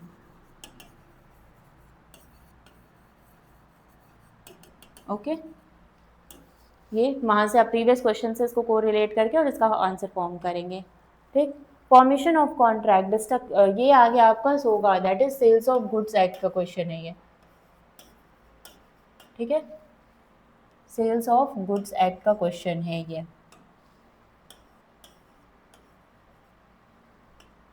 Formation of contract, distinguish between, क्या है, condition and warranty, distinguish between condition and warranty. What are the implied condition, implied warranty? When can a breach of contract be treated as a breach of warranty? ठीक, इसमें सबसे पहले आप क्या करेंगे, introduction लेके आएंगे। इंट्रोडक्शन में आप क्या करेंगे, इस तरीके के क्वेश्चन आते हैं अगर, तो मीनिंग बताएंगे, meaning of condition and warranty. ठीक है, सोगा आपने पढ़ रखा होगा कि क्या मीनिंग है कंडीशन की एंड क्या मीनिंग है वारंटी की। ठीक है, meaning of condition and warranty क्या है, प्लस इन दोनों में क्या डिफरेंस है, कि कंडीशन और वारंटी में क्या डिफरेंस होता है, ये भी आप बताने का क्या करेंगे, काम करेंगे कि what is difference between condition and warranty. ठीक है, डिफरेंस क्या है कंडीशन एंड वारंटी की, ये भी आप बताने का काम यहाँ पे करेंगे। ठीक, देन उसके अलावा आप क्या कर सकते हैं, आपने ऑलरेडी कंडीशन एंड वारंटी बता दिया, इसमें स्टिपुलेशन को भी आप बताएंगे। ठीक है, एंड स्टिपुलेशन जब आप बताएंगे तो उसी टाइम पे आप क्या करेंगे, कंडीशन एंड वारंटी को भी समझाएंगे कि क्या होता है, या फिर कौन सा ज़्यादा वो होता है जिसमें हमें पता है कि वारंटी हम सिर्फ डैमेजेस दे के भी क्या कर सकते हैं, काम करा सकते हैं, लेकिन इसमें क्या होता है, कंडीशन में सिर्फ डैमेजेस काम नहीं करता है। ठीक है, तो उस केस में किस तरीके से उसको डील करेंगे, ये सारी चीज़ें भी आप क्या करेंगे यहाँ पे बताएंगे, या फिर किस तरीके से क्या डिफरेंस होता है दोनों के बीच में, ये भी बताएंगे। प्लस इसमें आप एग्जाम्पल्स के थ्रू भी ट्राई करिएगा कुछ चीज़ें इलस्ट्रेशंस के फॉर्म में समझाने का। ठीक है, एज आई टोल्ड यू कि स्पेसिफिक कॉन्ट्रैक्ट में या फिर सोगा वगैरह में आपको बहुत ज़्यादा केस लॉज नहीं मिलेंगे। ठीक है, तो आप क्या करेंगे, इलस्ट्रेशन फॉर्म में ही रखेंगे चीज़ों को समझाने के लिए। ठीक, देन उसके अलावा आप क्या बताएंगे, what is implied contract and what is implied condition and what is implied warranty. ठीक, आपने वहाँ पे ऑलरेडी कंडीशन वारंटी बता दिया, कंडीशन वारंटी में डिफरेंस बता दिया, इलस्ट्रेशन के फॉर्म में चीज़ों को समझा दिया। उसके अलावा आप बताएंगे इम्प्लाइड कंडीशन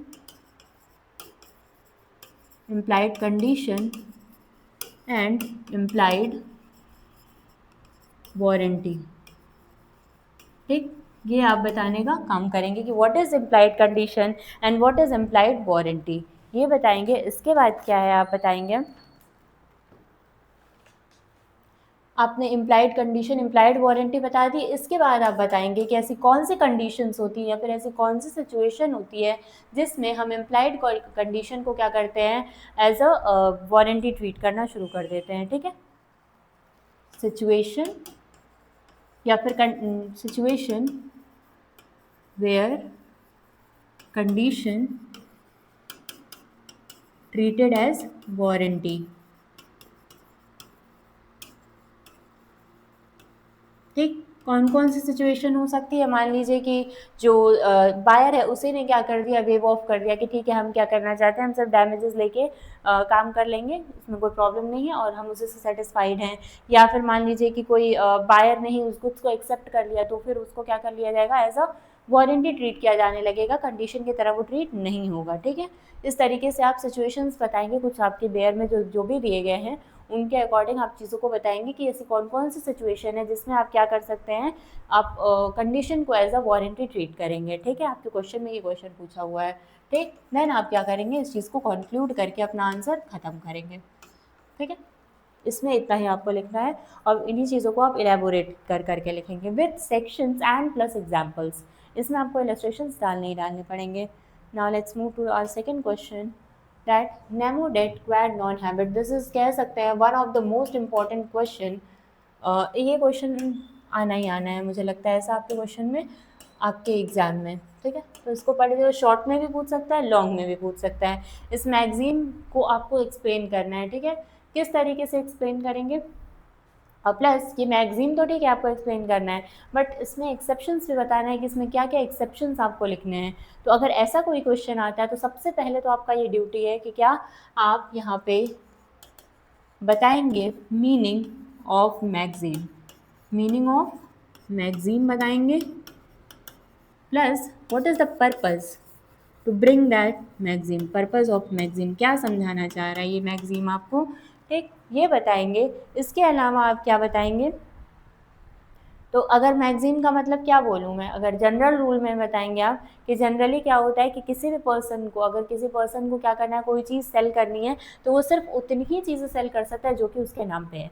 ठीक है, अगर क्या बोलेंगे हम, only the owner, only true owner can transfer here the ownership इसमें ट्रांसफ़र नहीं कर सकते हो। अगर आप ट्रू ओनर नहीं हो तो आप ओनरशिप ट्रांसफ़र नहीं कर सकते हो। ठीक है, तो इस मैगज़ीन को एक्सप्लेन करेंगे, इस मैगज़ीन के पर्पज़ को एक्सप्लेन करेंगे, इलस्ट्रेशंस लिखेंगे, आप यहाँ पे कुछ इलस्ट्रेशंस लिखेंगे। ठीक, उसके बाद हम आएंगे एक्सेप्शन पे। वैसे तो मुझे लगता है ये क्वेश्चन आपसे इन शॉर्ट ही पूछना चाहिए, बट अगर इन लॉन्ग पूछता है तो आप तब भी क्या कर सकते हैं, जो भी एक्सेप्शंस मैं बता रही हूँ उन एक्सेप्शंस को आप इन डिटेल डिस्कस करके इसको लॉन्ग कर सकते हैं। जब आप इलस्ट्रेशंस लिखेंगे, पर्पस लिखेंगे, मीनिंग ऑफ मैगजीन लिखेंगे, तो वो सारी चीज़ें ऑलरेडी इस आंसर को क्या कर देंगी, बड़ा कर देंगी। ठीक है, तो यहाँ पे अगर मैं एक्सेप्शन पूछूँ कि एक्सेप्शन क्या है, तो सबसे पहला एक्सेप्शन है कि अगर ये मर्केंटाइल एजेंट, मर्केंटाइल क्या है आपका एजेंट, सेल जो है वो मर्केंटाइल एजेंट के थ्रू हुआ है, तो उस केस में ये मैगजीम उन पे अप्लाई नहीं होगा। क्या, सेल बाय मर्केंटाइल एजेंट,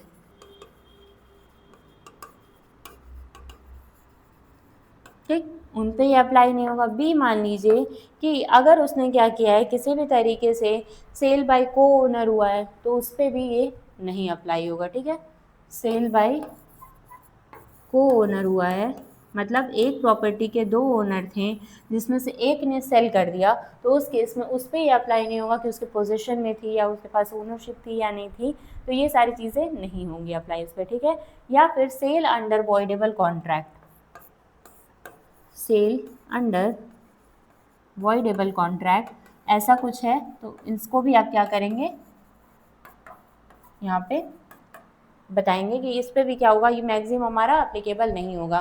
ये सारी चीज़ें मैं सिर्फ यहाँ पे पॉइंटर्स लिख रही हूँ, एक्सप्लेन नहीं कर रही हूँ, क्योंकि यहाँ पे सिर्फ मैं आपको आंसर राइटिंग फॉर्मेट बता रही हूँ। ठीक है, किस तरीके से लिखना है आपको आंसर, उससे ज़्यादा कुछ नहीं। सॉरी, इसके अलावा आप क्या लिख सकते हो, सेल बाय वॉइडेबल कॉन्ट्रैक्ट, या फिर उसके अलावा आप लिख सकते हो क्या चीज़ है, अगर किसी भी पर्सन के पोजीशन में है वो प्रॉपर्टी। ठीक है, sale by seller in position after sale. ठीक, sale by seller in position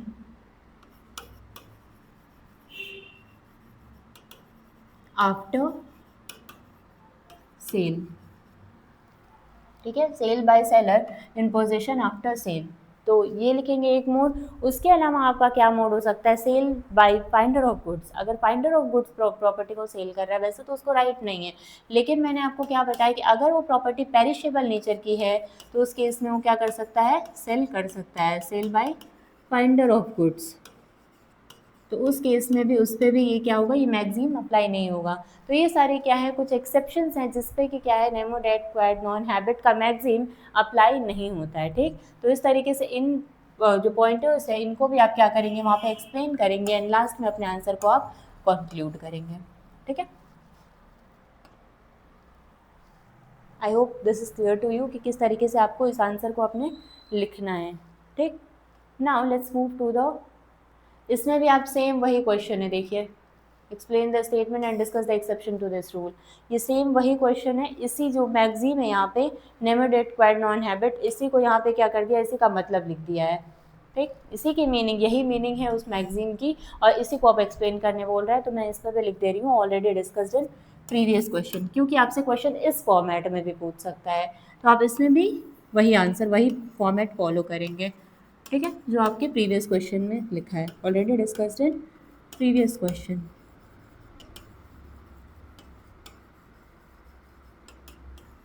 यहाँ पे मैं एक तरह के एक दो क्वेश्चंस ऐसे रिपीट की हूँ, ताकि आपको ऐसा ना हो कि अगर दूसरे फॉर्म में कोई क्वेश्चन पूछ दे तो आप वहाँ पे कंफ्यूज हो जाओ।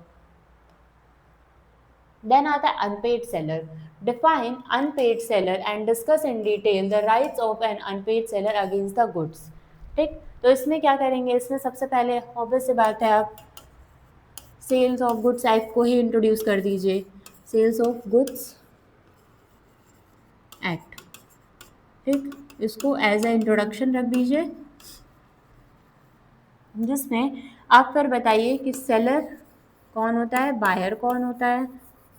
ठीक, सेलर कौन होता है, बायर कौन होता है, देन इनकी rights and duties, rights and duties of both.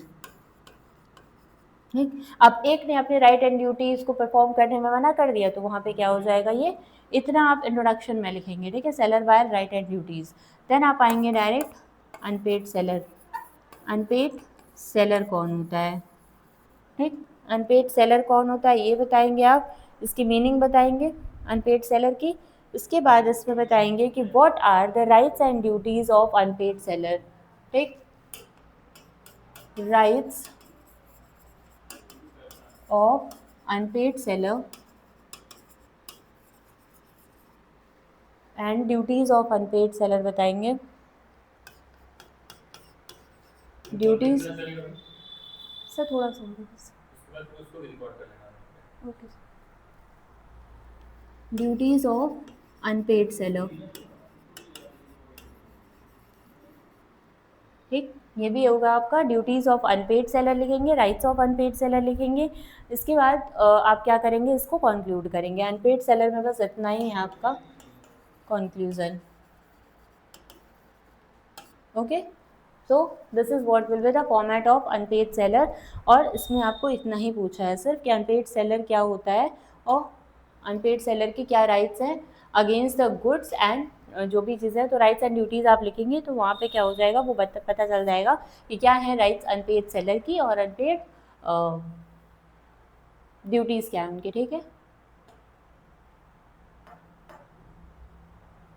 ठीक, इस क्वेश्चन को इस तरीके से आप आंसर करेंगे। देन आ जाता है आपका explain in detail the different remedies available to seller and buyer for breach of contract.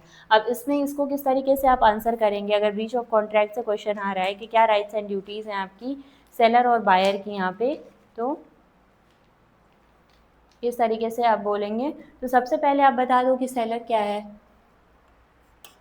Introduction में आप बता दो यहाँ पे सेलर क्या है, बायर क्या है, मतलब कौन है, बायर कौन होते हैं, सेलर कौन होते हैं, फिर इनकी राइट्स एंड ड्यूटीज़ सेम जो आप ऑलरेडी पीछे पढ़ के आ रहे हैं, राइट्स एंड ड्यूटीज़।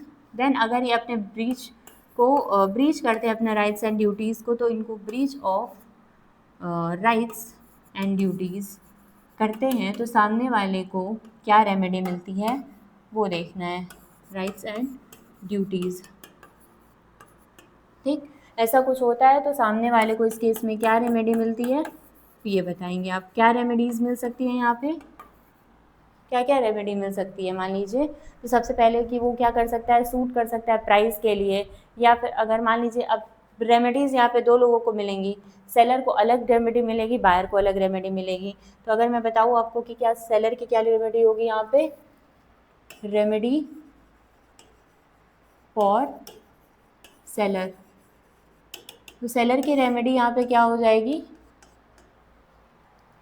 सेलर की रेमेडी क्या होगी यहाँ पे कि वो क्या कर सकता है, प्राइस के लिए सूट फाइल कर सकता है। ठीक, मैं कुछ रेमेडीज़ आपको बता रही हूँ, बाकी आप अपने अकॉर्डिंग वहाँ पे ऐड ऑन कर लेना। ठीक है, मान लीजिए वो सूट कर सकता है for price, suit for price, और क्या रेमेडी उसको मिल सकती है, सूट फॉर प्राइस हो गया, डैमेजेस के लिए क्लेम कर सकता है, अगर उसका जो भी गुड्स है वो एक्सेप्ट नहीं किए गए हैं तो उसके लिए डैमेजेस क्लेम कर सकता है। ठीक है, suit for damages, suit for damages, ठीक, डैमेजेस के लिए क्लेम कर सकता है। और प्लस वो क्या कर सकता है, राइट ऑफ लीन, ठीक है, राइट ऑफ लीन भी क्या कर सकता है वो एक्सरसाइज कर सकता है, कौन, seller, right of lien,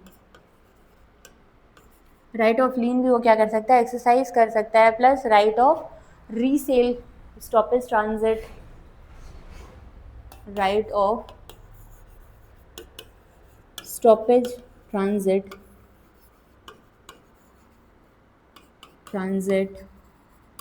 right of resale, ये सारी चीज़ें आप वहाँ पे क्या करेंगे, एक्सप्लेन भी करेंगे तो आपके आंसर क्या हो जाएंगे, बढ़ जाएंगे वहाँ पे। ठीक है, देन उसके बाद राइट्स बायर के पास क्या आ जाती हैं, रेमेडीज़, रेमेडीज़ फॉर बायर। तो यहाँ पे बायर के पास क्या क्या रेमेडीज़ आ सकती हैं, तो वो क्या कर सकते हैं, नॉन डिलीवरी के लिए सूट फाइल कर सकते हैं। ठीक है, suit for damages for non delivery, ठीक है, suit for damages, suit for damages for non delivery. ठीक, उसके अलावा क्या हो सकता है, उसके अलावा वो कर सकते हैं स्पेसिफिक परफॉर्मेंस के लिए सूट कर सकते हैं। ठीक, स्पेसिफिक परफॉर्मेंस। तो इस तरीके से आप क्या करेंगे, रेमेडीज लिख के और अपने आंसर को यहाँ पे कंक्लूड करेंगे। ओके, आपका क्वेश्चन यहाँ पे इस तरीके से ओवर होगा, ख़त्म होगा। देन नेक्स्ट क्वेश्चन आता है, what are the rights and duties of pawnor and pawnee discuss. Already हम जब प्लेज डिस्कस कर रहे थे तो प्लेज के टाइम पे हमने ये चीज़ डिस्कस कर लिया, ठीक है। जब हम प्लेज का क्वेश्चन डिस्कस कर रहे थे यहाँ पे पेमेंट में, प्लेज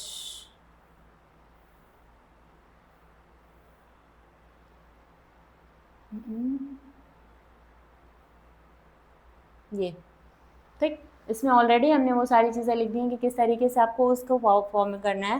तो राइट्स एंड ड्यूटीज़ भी अगर पूछा है आपसे तो वो भी आप क्या करेंगे, वहाँ पे वैसे ही लिखेंगे। तो यहाँ पे भी मैं वही लिख रही हूँ, already discussed in previous question, already discussed in previous question. Okay, इसका भी सेम वही चीज़। देन आता है, discuss the agents immunity with its exception, with what is when is an agency terminated. Already discussed. तो इस तरीके के भी क्वेश्चंस आपसे क्या करे जा सकते हैं, घुमा के पूछेगा क्वेश्चन, तो उसको भी आपको आंसर उसी फॉर्मेट में लिखना है जैसे आप नॉर्मल कॉन्ट्रैक्ट ऑफ एजेंसी लिखेंगे। फिर कॉन्ट्रैक्ट ऑफ एजेंसी में एजेंट्स के जो भी राइट्स एंड ड्यूटीज़ होंगे वो लिखेंगे, देन वो किस तरीके से टर्मिनेट होता है वो लिखेंगे। तो इसको भी हमने क्या किया है, ऑलरेडी प्रीवियसली डिस्कस कर लिया है।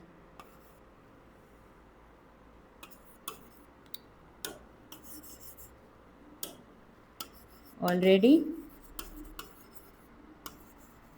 डिस्कस्ड प्रीवियस क्वेश्चन, ठीक है। इसको भी हमने क्या किया, प्रीवियस क्वेश्चन में ऑलरेडी डिस्कस कर लिया है यहाँ पे, ठीक। उसी फॉर्मेट को फॉलो करके आप क्या करेंगे, यहाँ पे लिखेंगे। देन आता है आपका पार्टनरशिप से question, explain the essentials of partnership and discuss the rights and duties of partners. तो अगर ऐसा कुछ आता है क्वेश्चन तो आप क्या करेंगे, ऐसा कुछ आता है क्वेश्चन तो सबसे पहले आप इंट्रोडक्शन में पार्टनरशिप को एक्सप्लेन करेंगे। अब अबाउट पार्टनरशिप, ठीक, essentials of partnership, essentials of partnership लिखेंगे। देन रिलेशन या फिर essentials of partnership हो गया। essentials of partnership लिखने के बाद आप क्या करेंगे, वेट,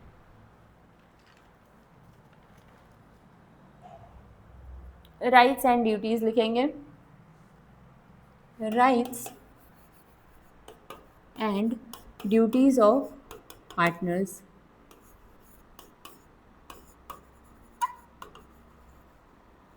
ठीक, rights and duties of partners लिखेंगे। एंड देन इसके अलावा आप इसमें क्या लिख सकते हैं, और इन्हीं में जो भी राइट्स एंड ड्यूटीज़ होंगी उसको एक्सप्लेन कर करके आप लिखेंगे विद सेक्शंस, ठीक है, सेक्शंस वहाँ पे लिखेंगे। एंड देन इसको आप कंक्लूड करेंगे, ये इतने में ही आंसर आएगा आपका, ठीक। इससे ज़्यादा इसमें कुछ भी लिखने की ज़रूरत नहीं है आपको। एक पार्टनरशिप के बारे में बताएंगे, पार्टनरशिप में जो पार्टीज़ होती है उनके बीच में किस तरीके का क्या रिलेशन होता है, ये सारी चीज़ें बताएंगे।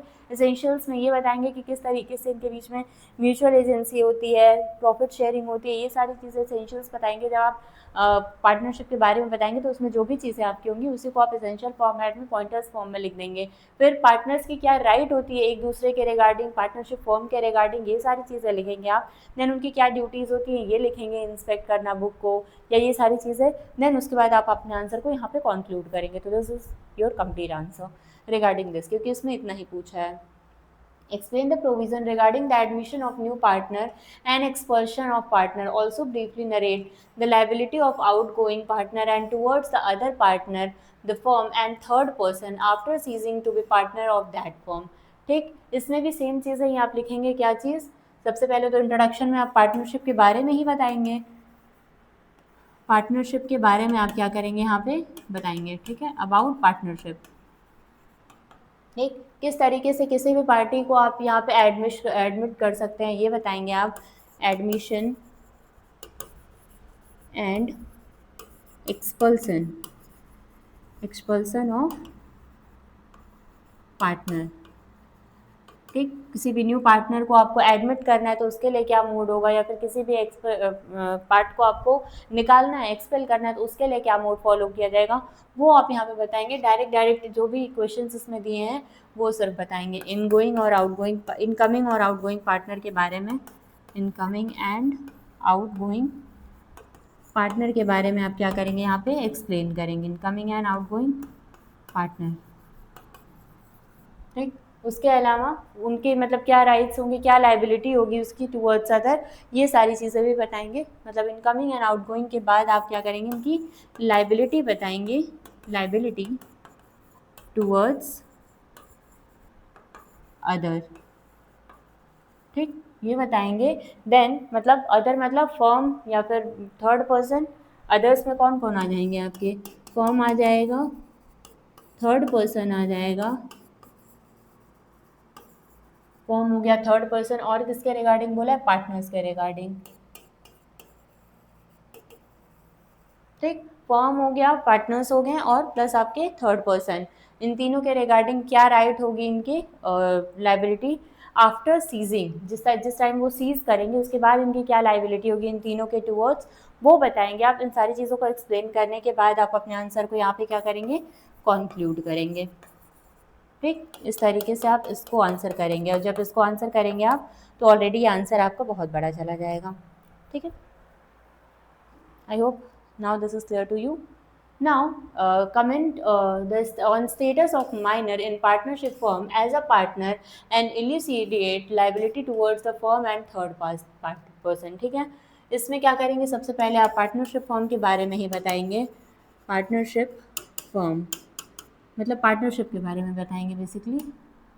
ठीक, उसके बाद आप क्या करेंगे, स्टेटस ऑफ माइनर बताएंगे, स्टेटस ऑफ माइनर बताएंगे कि माइनर जो है वो आपका पार्टनरशिप फर्म का मेंबर बन सकता है, या मतलब पार्टनर बन सकता है या नहीं बन सकता है, और अगर बन सकता है तो किस पर्पज़ के लिए बन सकता है। तो ये जान लीजिए कि उसको सिर्फ और सिर्फ प्रॉफिट्स मिलते हैं, वो फुल टाइम पार्टनर नहीं बनता है। ठीक है, माइनर जो है वो फुल टाइम पार्टनर नहीं बनता है यहाँ पे, ये जान लीजिए। सेक्शन 30 हमारा बात करता है इसके रिगार्डिंग। ठीक है, सेक्शन 30 आप पढ़ेंगे पार्टनरशिप एक्ट का, तो वो जो है उसी के रिगार्डिंग बात करता है हमारा, कि वो पूरा कॉन्ट्रैक्ट फुल टाइम पार्टनर नहीं बन सकता है। ठीक, कब उसको एडमिट किया जा सकता है, कब उसको एडमिट नहीं किया जा सकता है, ये सारी चीज़ें आप स्टेटस ऑफ माइनर के बारे में, माइनर के रिगार्डिंग बताएंगे। ठीक, फिर इसके राइट्स एंड लाइबिलिटीज़ देख लेंगे आप, what are the rights and liabilities, what are the rights and liabilities आप बताएंगे इसमें। देन उसके बाद आप बताएंगे आफ्टर अटेनिंग मेजॉरिटी क्या प्रोविज़न होता है, आफ्टर अटेनिंग मेजॉरिटी क्या प्रोविज़न है इसका माइनर के रिगार्डिंग, वो बताएंगे आप। एंड देन आप इसको क्या करेंगे, देन उसके बाद आप इसको कंक्लूड कर देंगे। ठीक, मतलब अगर उसने एक्सेप्ट कर लिया तो वो फुल टाइम मेंबर बन जाता है, और अगर उसने एक्सेप्ट नहीं किया तो वो फुल टाइम मेंबर नहीं बनता है, वो सिर्फ और सिर्फ क्या रह जाता है, फिर उसको निकाल दिया जाता है। ठीक है, अगर मेजॉरिटी अटेन करने के 6 महीने बाद तक वो एक्सेप्ट नहीं करता है तो फिर वो कभी भी फुल टाइम मेंबर नहीं बनता है यहाँ पे। तो इस तरीके से आप इसको क्या करेंगे, अपने इस आंसर को एक्सप्लेन करके और लिखेंगे। अनपेड सेलर कौन होता है, ऑलरेडी मैंने डिस्कस कर लिया आपको। ठीक, ऑलरेडी इवन डिटेल में डिस्कस किया, ऑलरेडी डिस्कस्ड। ये इस तरीके के क्वेश्चंस आपको क्या होते हैं, शॉर्ट में पूछता है। ठीक है, इस तरीके के क्वेश्चंस आपको शॉर्ट में पूछता है,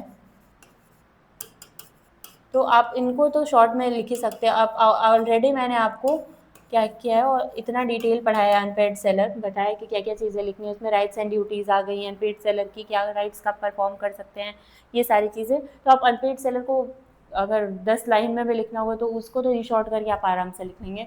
तो जो मैंने पिछले अनपेड सेलर बताया आपको, उसी को आप यहाँ पे क्या करेंगे, बताएंगे। पार्टनरशिप क्या होता है, पार्टनरशिप भी मैंने आपको बता दिया। पार्टनरशिप एक्ट जब आप पढ़ेंगे तो अभी मैंने आपको बताया पीछे कि क्या ड्यूटीज़ राइट्स होती हैं, वो आप यहाँ पे लिख देंगे। जो मैं ऑलरेडी डिस्कस लिख रही हूँ वो मतलब कि मैंने पिछली क्लास में पिछले क्वेश्चंस में डिस्कस कर लिया है। ठीक है, आप उससे को रिलेट करेंगे जब, तो वहाँ पे आपको मिल जाएंगे वो क्वेश्चंस।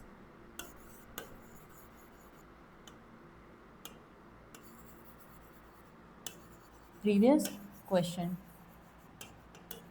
ठीक, इसको भी मैंने क्या किया, प्रीवियस क्वेश्चन में डिस्कस कर लिया है, ठीक है, पार्टनरशिप को regarding. Then bailment already discussed. ये सारे ही क्वेश्चन मैंने इन शॉर्ट आपके लिए डाल दिए हैं, क्योंकि ऐसे आपसे क्या हो सकते हैं, शॉर्ट में क्वेश्चन पूछ सकता है। तो इन सब चीज़ों को दोबारा रिपीट नहीं कर रही मैं, क्योंकि ऑलरेडी इन डिटेल हम पीछे वाले क्वेश्चंस, लॉन्ग क्वेश्चंस को पढ़ा है। ये शॉर्ट क्वेश्चंस है, ठीक है, ये याद रखिएगा। जो आपको अभी यहाँ पे ये अनपेड सेलर पूछा, ये भी शॉर्ट में पूछेगा, इस तरीके से पूछ सकता है, ठीक है। पार्टनरशिप भी पूछ सकता है आपसे शॉर्ट में। देन आपसे ये क्या है, बेलमेंट भी पूछ सकता है शॉर्ट में। देन बायलैटरल कॉन्ट्रैक्ट, ऑब्वियस सी बात है, बायलैटरल कॉन्ट्रैक्ट ही होता है हमेशा।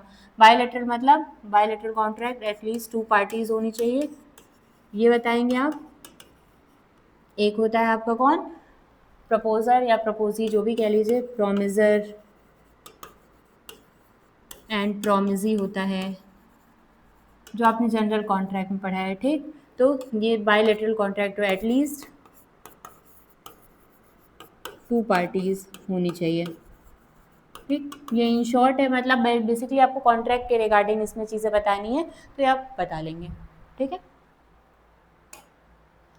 लिमिटेड लाइबिलिटी पार्टनरशिप, ये भी आप क्या है, पार्टनरशिप के रिगार्डिंग ये, इसको भी आप इन शॉर्ट बता लीजिएगा, ठीक है। लिमिटेड लाइबिलिटी और लिमिटेड क्या लाइबिलिटीज़, पार्टनरशिप की क्या लिमिटेड लाइबिलिटी होती है, वही चीज़ यहाँ पर डिस्कस करना है। पार्टनरशिप के रिगार्डिंग है, तो पार्टनरशिप अब जब आप पूछोगे, क्वेश्चन देखोगे प्रीवियस वाला, उसमें क्या राइट्स एंड ड्यूटीज़ है, क्या लिमिटेशंस उन पर लगाई गई हैं, क्या पार्टनरशिप की ड्यूटी होती है, राइट्स होती है, तो उसी चीज़ को यहाँ पे भी क्या किया गया है, लिमिटेड लाइबिलिटी ऑफ पार्टनरशिप में आप यहाँ पे बताएंगे, ठीक।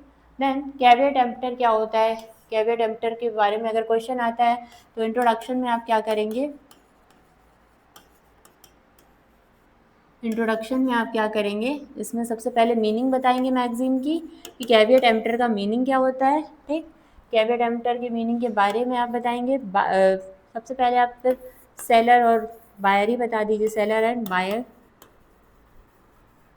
प्लस इनकी राइट्स एंड ड्यूटीज़ बता दीजिए, ठीक है। क्योंकि यहाँ पे क्या ड्यूटीज़ होती हैं बायर की, उसी से हमें क्या करना है, कैविएट एम्पटर के कॉन्सेप्ट को निकालना है, ठीक है। इसी कॉन्सेप्ट से हम क्या करेंगे, कैविएट एम्पटर के कॉन्सेप्ट को निकालेंगे, कि यहाँ पे ड्यूटी होती है बायर की, कि वो क्या करेगा, जो भी सामान ले रहा है उसकी सही तरीके से देख रेख के तब लेगा उस सामान को वो, लेकिन फिर भी वो क्या कर रहा है, उस सामान को देख के नहीं ले रहा है, तो उस केस में क्या हो जाएगा हमारा, ये राइट्स एंड ड्यूटीज़ हो जाएंगी हमारे। मीनिंग बताया हमने, अब हम आ जाएंगे एग्जाम्पल्स, कुछ दे दीजिएगा यहाँ पे एग्जाम्पल्स। एग्जाम्पल्स के बाद आप एक्सेप्शन बता दीजिएगा, एक्सेप्शन एंड देन कंक्लूड, ठीक। एक्सेप्शंस में क्या क्या चीज़ें इसमें फॉल कर सकती हैं, तो एक्सेप्शन में आपकी बात करूँ अगर, तो एक्सेप्शन में अगर वो उसने जो सैंपल दिखाया था, वो सोचा कि उसी के अकॉर्डिंग होगा, उसने चेक नहीं किया, तो वो एक्सेप्शन में फॉल कर जाएगा, कैविएट एम्पटर का प्रिंसिपल उस पर अप्लाई नहीं होगा। या फिर मान लीजिए कि वो रिलाई कर गया जो सेलर है उसके स्किल एंड जजमेंट्स पे, तो वहाँ पे भी क्या नहीं होगा, उस पर उस केस में भी उस पर क्या नहीं किया जाएगा, कैविएट एम्पटर का प्रिंसिपल अप्लाई नहीं करेगा। मर्केंटाइल क्वालिटी के नेचर का था वो गुड्स, कि वो उसको नहीं चेक कर सकता था, तो उस केस में भी क्या हो जाएगा, वो कैविएट एम्पटर का प्रिंसिपल उस पर अप्लाई नहीं होगा। या फिर डिस्क्रिप्शन से मैंने ऑलरेडी आपको बता दिया, ठीक। तो इस तरीके से आप क्या करेंगे, उसके एक्सेप्शंस बता देंगे कि कहाँ कहाँ पे ये मैगजीम हमारा अप्लाई नहीं होगा। मीनिंग क्या होता है इस मैगजीम का, let the buyer be aware, ठीक है। बायर अगर कोई चीज़ का खरीद रहा है, तो उसको खुद भी अवेयर होना चाहिए कि जो भी चीज़ें वो ले रहा है वो सही चीज़ें ले रहा है, ठीक है। तो ये सारी चीज़ें वो ध्यान में रखेगा, एंड देन यहाँ पे अपने आंसर को कंक्लूड करेंगे आप। कॉन्टिन्यूइंग गारंटी, गारंटी जब मैंने पढ़ाया आपको तो ऑलरेडी मैंने बता दिया, लेकिन ठीक है, यहाँ पे आप क्या करेंगे, meaning of contract of guarantee बताएंगे, meaning of contract of guarantee, contract of guarantee. Then उसके बाद आप contract of guarantee, sorry, continuing guarantee बताएंगे, कॉन्टिन्यूइंग गारंटी, ठीक। कॉन्ट्रैक्ट ऑफ गारंटी जो मैंने इन डिटेल पढ़ाया था वो सारा बताएंगे, उसके बाद कॉन्टिन्यूइंग गारंटी बताएंगे। कॉन्टिन्यूइंग गारंटी में आप क्या करेंगे, कि कॉन्टिन्यूइंग गारंटी में आप ये बताएंगे, उसके बाद आप बता सकते हैं सेक्शन 129 जो आपकी बात करता है कंटिन्यूइंग गारंटी की, ठीक है। सेक्शन 129 जो है वो बात करता है आपके कंटिन्यूइंग गारंटी के, फिर किस टाइम पे रिवोक हो सकती है continuing guarantee, revocation of continuing guarantee, ठीक। रिवोकेशन ऑफ कॉन्टिन्यूइंग गारंटी आप बताएंगे, फिर क्या क्या चीज़ें किस किस टाइम पे रिवोक हो सकता है, क्या क्या मोड यूज़ करके, एंड देन इसको आप कंक्लूड कर लेंगे। इस तरीके से आप कॉन्टिन्यूइंग गारंटी के कॉन्सेप्ट को यहाँ पे क्या करेंगे, समझाएंगे। ठीक, modes of revocation of con this question is not complete, so let it be. Dissolution of form, क्या क्या मोड्स हो सकते हैं, तो सबसे पहले यहाँ पे भी आप पार्टनरशिप पे बताएंगे, पार्टनरशिप के बारे में बताएंगे आप, पार्टनरशिप कौन होते हैं, इसेंशियल्स उसके बताएंगे आप, इसेंशियल्स बताएंगे। इसेंशियल्स के बाद में आप क्या करेंगे, rights and duties of partners बताएंगे, rights and duties of partners, या फिर अगर सिर्फ और सिर्फ इन शॉर्ट पूछा है, सॉरी, अगर सिर्फ इन शॉर्ट क्या है वो पूछा है कि what is modes of form, ठीक है, modes of dissolution of form in short में पूछा है, तो उस केस में क्या करेंगे आप, सिर्फ और सिर्फ पार्टनरशिप बता के उसके बाद डिसोल्यूशन ऑफ फॉर्म बता देंगे। ठीक, मोड ऑफ डिसोल्यूशन, फिर उसके बाद आप बताएंगे कि क्या क्या मोड ऑफ डिसोल्यूशन है, mode of dissolution, and then इसको क्या करेंगे आप, कंक्लूड करेंगे यहाँ पे।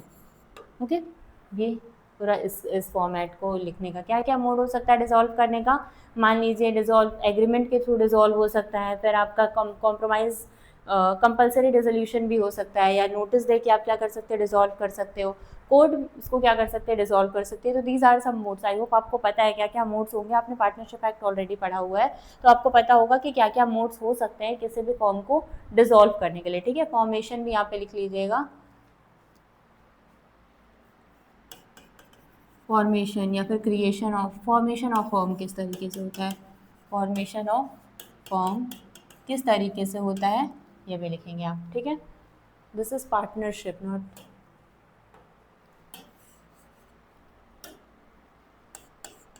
Partnership.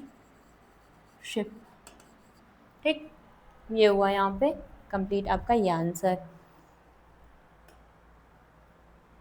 We had already discuss this, already discussed. ठीक, incoming and outgoing partners liability of holding out, already जब हम मोड्स पढ़ रहे थे या फिर पार्टनर्स के रिगार्डिंग पढ़ रहे थे, तो इनकमिंग और आउटगोइंग पार्टनर्स भी मैंने आपको समझाया कि क्या क्या चीज़ें होती हैं। अगर किसी भी न्यू पार्टनर को ऐड करना है या फिर अगर किसी पार्टनर को एक्सपेल करना है तो उस केस में क्या क्या चीज़ें होंगी, तो वो भी मैंने आपको यहाँ पे बताया। और plus liability of holding out भी मैंने क्या किया आपको बताया है वहाँ पे जब राइट्स होते बताए थे, तो ये भी हमने क्या किया, ऑलरेडी डिस्कस्ड। ओके, सो इस तरीके से क्या करेंगे हम यहाँ पे, so that is all about कि किस तरीके से आप अपने आंसर्स को फ्रेम करेंगे। अगर आपसे स्पेसिफिक कॉन्ट्रैक्ट में कोई क्वेश्चन आ रहा है इन डिटेल डिस्कस करने के लिए, तो आप इस तरीके से इन क्वेश्चंस को इन डिटेल यहाँ पे डिस्कस करेंगे। एंड आई होप आपको इससे हेल्प मिलेगी कि आप अपने आंसर्स को किस तरीके से किस मोड में वहाँ पे लिख सकते हैं।